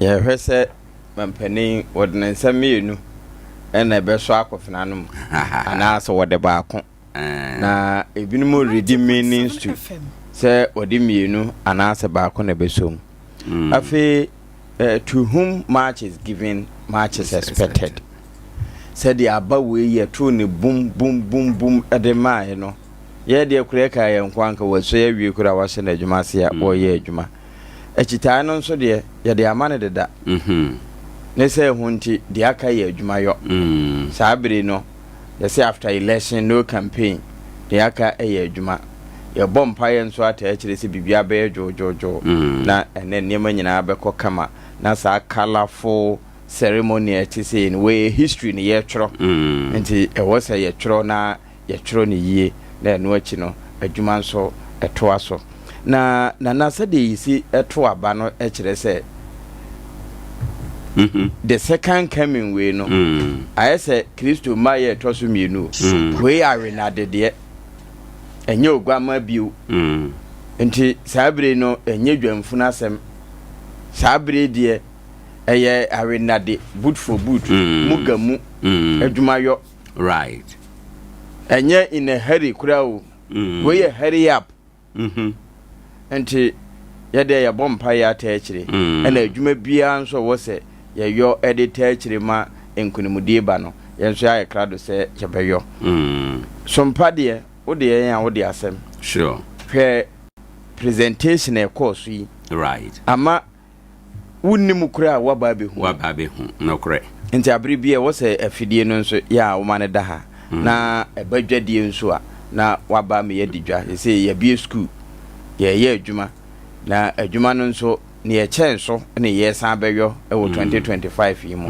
nti obi bia nso a wo didwa no wo pe ba bi obi didwa na ma na fia na wo de no ho abata yen nti enne ye ni da hopa ye hwede ye koso nyina na bibia nso no emu presentation ya present na ye kasa ye presentation no a ya obi ti abonte a won shada nte ase yi etese kane no na wo mo ye weather forecaster wo mo de ehunfu ni nyina to TV so de kire eno bi na ye wo sompa no nti ya na wa follow YouTube ho sompa TV wo be hu ni nyina na ebema radio no a TV ka ho no aye wakono pa nti nana ye dasoa wo atwanyem se utie nkomo a yero age ne mboaten Katasco ene ye mbo ye nso a ama ehokura no ye nyanko ho de enso ne de no ehura yen etese de ye wo ho pepepe nti ene ye bompa ye se enema nyina ebekọ kama sisi ye bambo se mayire wo ho eba man bobia ene de nokore udi agro bediu ne de adaje ni posokra nti se wo hwe TV na se asofo no na adru so eno wo mo nso aye krado a can I say Ghana obia ewo represented ewo twumadi we no other foreign nationals binum beba bebre foreign nationals bebre we are told to say in the krata babonten no kire say Adea say foreign nationals bebre ebeba na mehwe omoyi no say we dey bokena animally for no mabi wo Woma yashada invite womo. Okay. Ewo Africa honey beyond. Okay. We are told that 21 heads of state.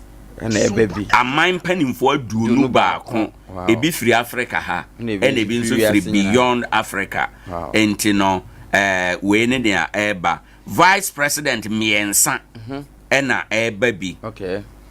Ministers 9 and 24 envoys. Okay. 24 envoys. Okay. Omo enso baby. Intino we are singing a adwumade. Okay. We are singing a adwumade. Yes. Intino enche sada yede kan yebema feed no nkrofo ehunu na yahwe enema no. Adinya kese.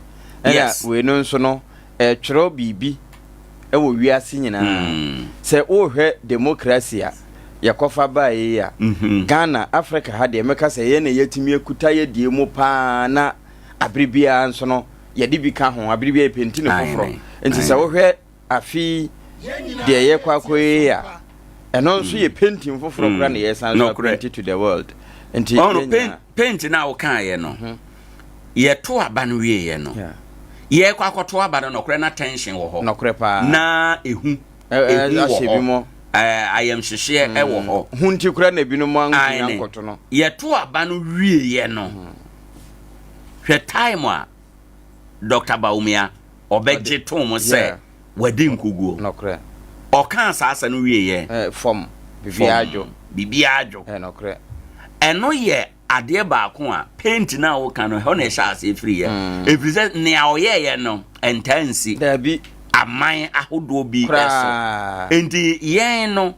ye twasa no na afrosia enti enya wanwan say Africa nyina Ghana na ya Africa no aniwa no kre wa hunu Ghana na ya Africa no aniwa efi say ade papa bi e ba no abrofo no hwe Africa omo hwe free Ghana kre ade papa bi e be ba no e sha ase e de fi eye oman Ghana emu enti anope ye hwe yenya empanifo no bi kasa yenya ebinum a yebetie ensa no bi nso de afiri ho enne no ya hofa eka bibia na yes ya hofa kan bibi okay na minim dressna President John Mahama de beba but me expect a suit there omra in suit me expect I know there nya me expectation okay me expect say obeba in one of the African way ni bi ana Ghanaian traditional dresses no okay. ne de ba kono oba African way Nigeria style no ya I say abajan no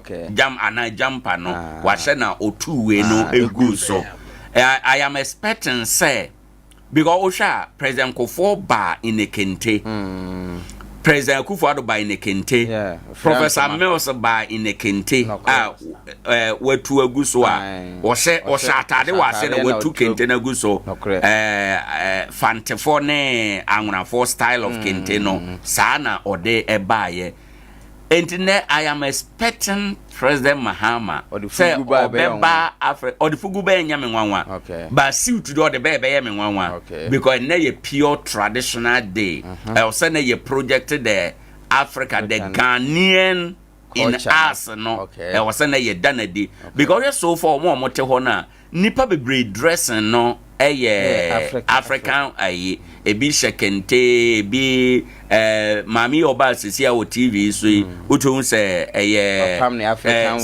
na you know material na de pam fugu no eno na odi bia boduku pure African pure Ghanaian dressing and the me so no ye showcase your culture na ye dressing no so e dey actually I am expecting another traditional dressing from the president.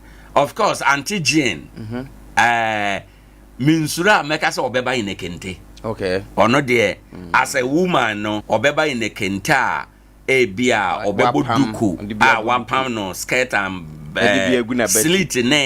slit ne kaba, bia, bigune konho. Or not there, meaning said definitely, sad dressing no, or de ebeba. Na president na minim president I think that onye familiar with and toma yitugu so no basically the background and I am expecting bibi to say fugu ana sa African weather or the last time no AB but not necessarily suit or the buy nyam from so but me you take advantage to showcase the Ghanaian culture no so no that is what I am expecting na say or the kenteso de bad there na just a wabiti nyina na wabiti obia e de free ha enom enti we your continuous coverage higher Sompa 90.7 Adea Akye Abia dwumadie so na e live e wo YouTube Sompa TV and e live e wo Facebook Sompa 90.7 FM. O share with screen so say of course we need the benefit no asofo no atna say Ghana is a beautiful country. Hweba bia asofo tena hweba bia kramofo ete Ghana is a beautiful country. Yetumi yesade we bom. O man bi so ntimi nsi.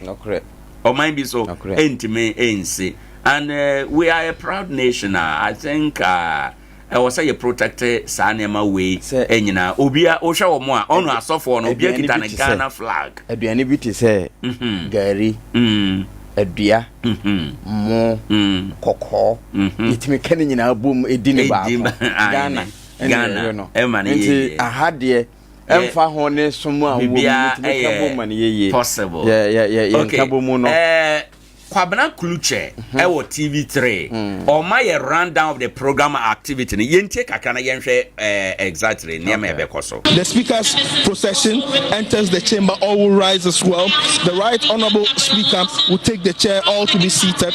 Then the speaker will call the House to order. Mind you, this is an extended sitting of the Parliament of the Republic of Ghana, the 9th Parliament, and this is a continuation of the first sitting of the 9th Parliament of the 4th Republic of Ghana. So the program, quite tight and all that. Right after 10 a.m., when the speaker calls the House to order, the majority leader and the minority leader, at the invitation of the Right Honorable Speaker, will join the procession to receive the President-elect and the Vice President-elect to the House, and the President-elect and the Vice President-elect will be conducted into the chamber by the Right Honorable Speaker. Then the Right Honorable Speaker will invite the leadership, the Chief Justice, to administer the oaths of office to the President-elect and the Vice. Then the Vice President will take and subscribe to the oath of allegiance and the oath of His Excellency the Vice President as well. I mean, these are a few of the items on the program lineup. Let me see if I can get a few words from Mr. Dana Budakpi. Apology, Excellency. I'm very well, thank you. Happy New Year to you as well.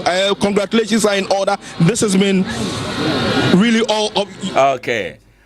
Abusuafo yenua nsamtwe Kwabena Kluche ye kofa ni feed no na ye share activities ebekoso no said ya na all my lineup no owie na one ambassador Dan Abodapi edi enkomo na said ya all my rundown no enche bia Speaker of Parliament Masha for the no beba parliament.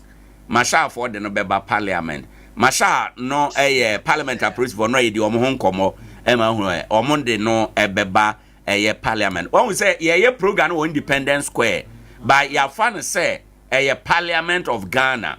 Intino ombedi kan parliament niema omo ye nyina ansana wadane ama Chief Justice na Chief Justice atwaso every ho ennom intino ye twan feed no na ye abro ma yanka o say 21st clinic so yasene aboa ama ye de dwumade abro ma ye na wo mo ase tiawa emra ye ba ye betoa conversation no eso 21st clinic sciatica expert sciatica no o nerves na wo to ase na fa wo siremu na fa wo nansia besi ase ho no se ho techema eno ene fa ne sciatica na etimi bubu o to ase ka wo se dwe wo sirem wo je ho ba bia enye na no na 21st clinic ba ye adwuma pa wo mu ye ntia baso bo ma je ne wo Ghana ha ene amono ne enyasam ketua Womuji international awards ahodo womuji local awards ahodo na anu nso na womu be the only sciatica research and treatment center in Africa bibrem ha no ebi ni baabi a gi 21st clinic nkoa womu de bibidro ene besa o yare no masa de machine aka ho yare sabia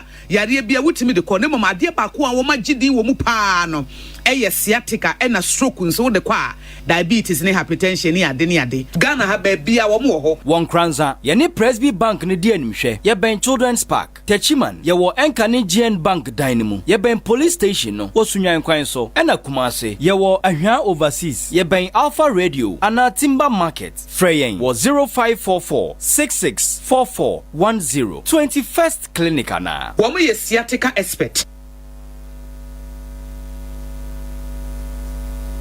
Adea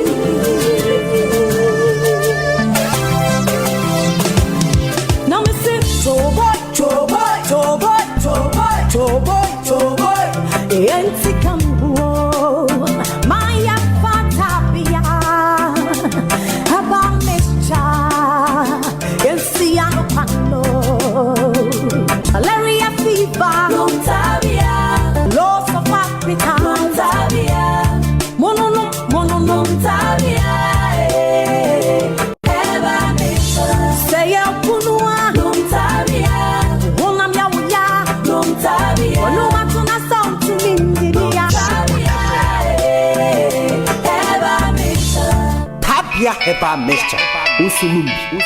Hello, Kofi. Mabedon Kransa. Na maye wa kashe wa me hunyina sa. Unu ya mani abre. Miniska. Timi ya maji senka bedra nanka ma Fidelity Bank. Na makoyi cash kakra to me ho. Nanka ma send this cash so kakra ma kusia. Enso me baye Fidelity Bank. Ebi ni ha. Mo mama ni zumi rubber bia ya si cash ni ho. Oh, se wo senka o frementem. Hwe, mama ncho. Bisa se ope Bojibo Ventures. Bodien. Bojibo Ventures. E honko a. Eni ye sika. Esan send sika dodo bia ope. Oh yes. Mobile money die network bia. Ubo number na. Nedem. Oton Richard Cars. Any SIM cars. Oya transfer. And also register SIM cars. Network bia. Hey, oye we nyina. Hwe, ne yesima wie. Bojibo nko a. Ene Fidelity Bank. Any Eco Bank agent. E won Nkoranza ha. Se ubi account. O send obi sika. Ana se uko jiska ede free Eco Bank. Ana se Fidelity Bank account mu no. Ko Bojibo Ventures. Emfa ho ne bank ya. Obi save. Obetnya send this car no. E wo Bojibo Ventures. Oh wow. Yeswation no so ye adwuma. Nkoranza Bojibo Ventures e wo adinkrase. Edwa abonsan no nchepe. Meda se menua. Fre Bojibo Ventures. E wo 0248 089 463. Bojibo Ventures.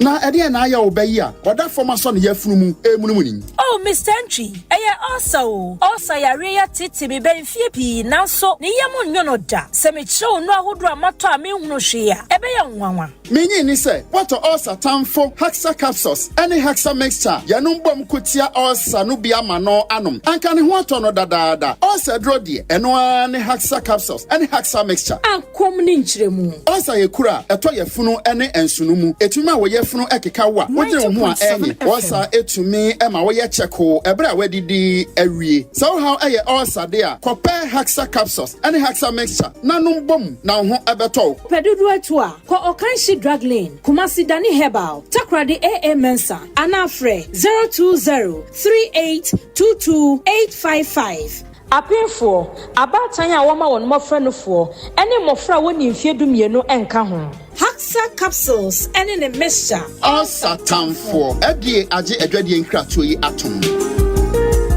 Sompanie enyumunie, sompanie kasie bonie, sompanie osompapanie, sompanie radio nie. Yabo, yaba, sompa.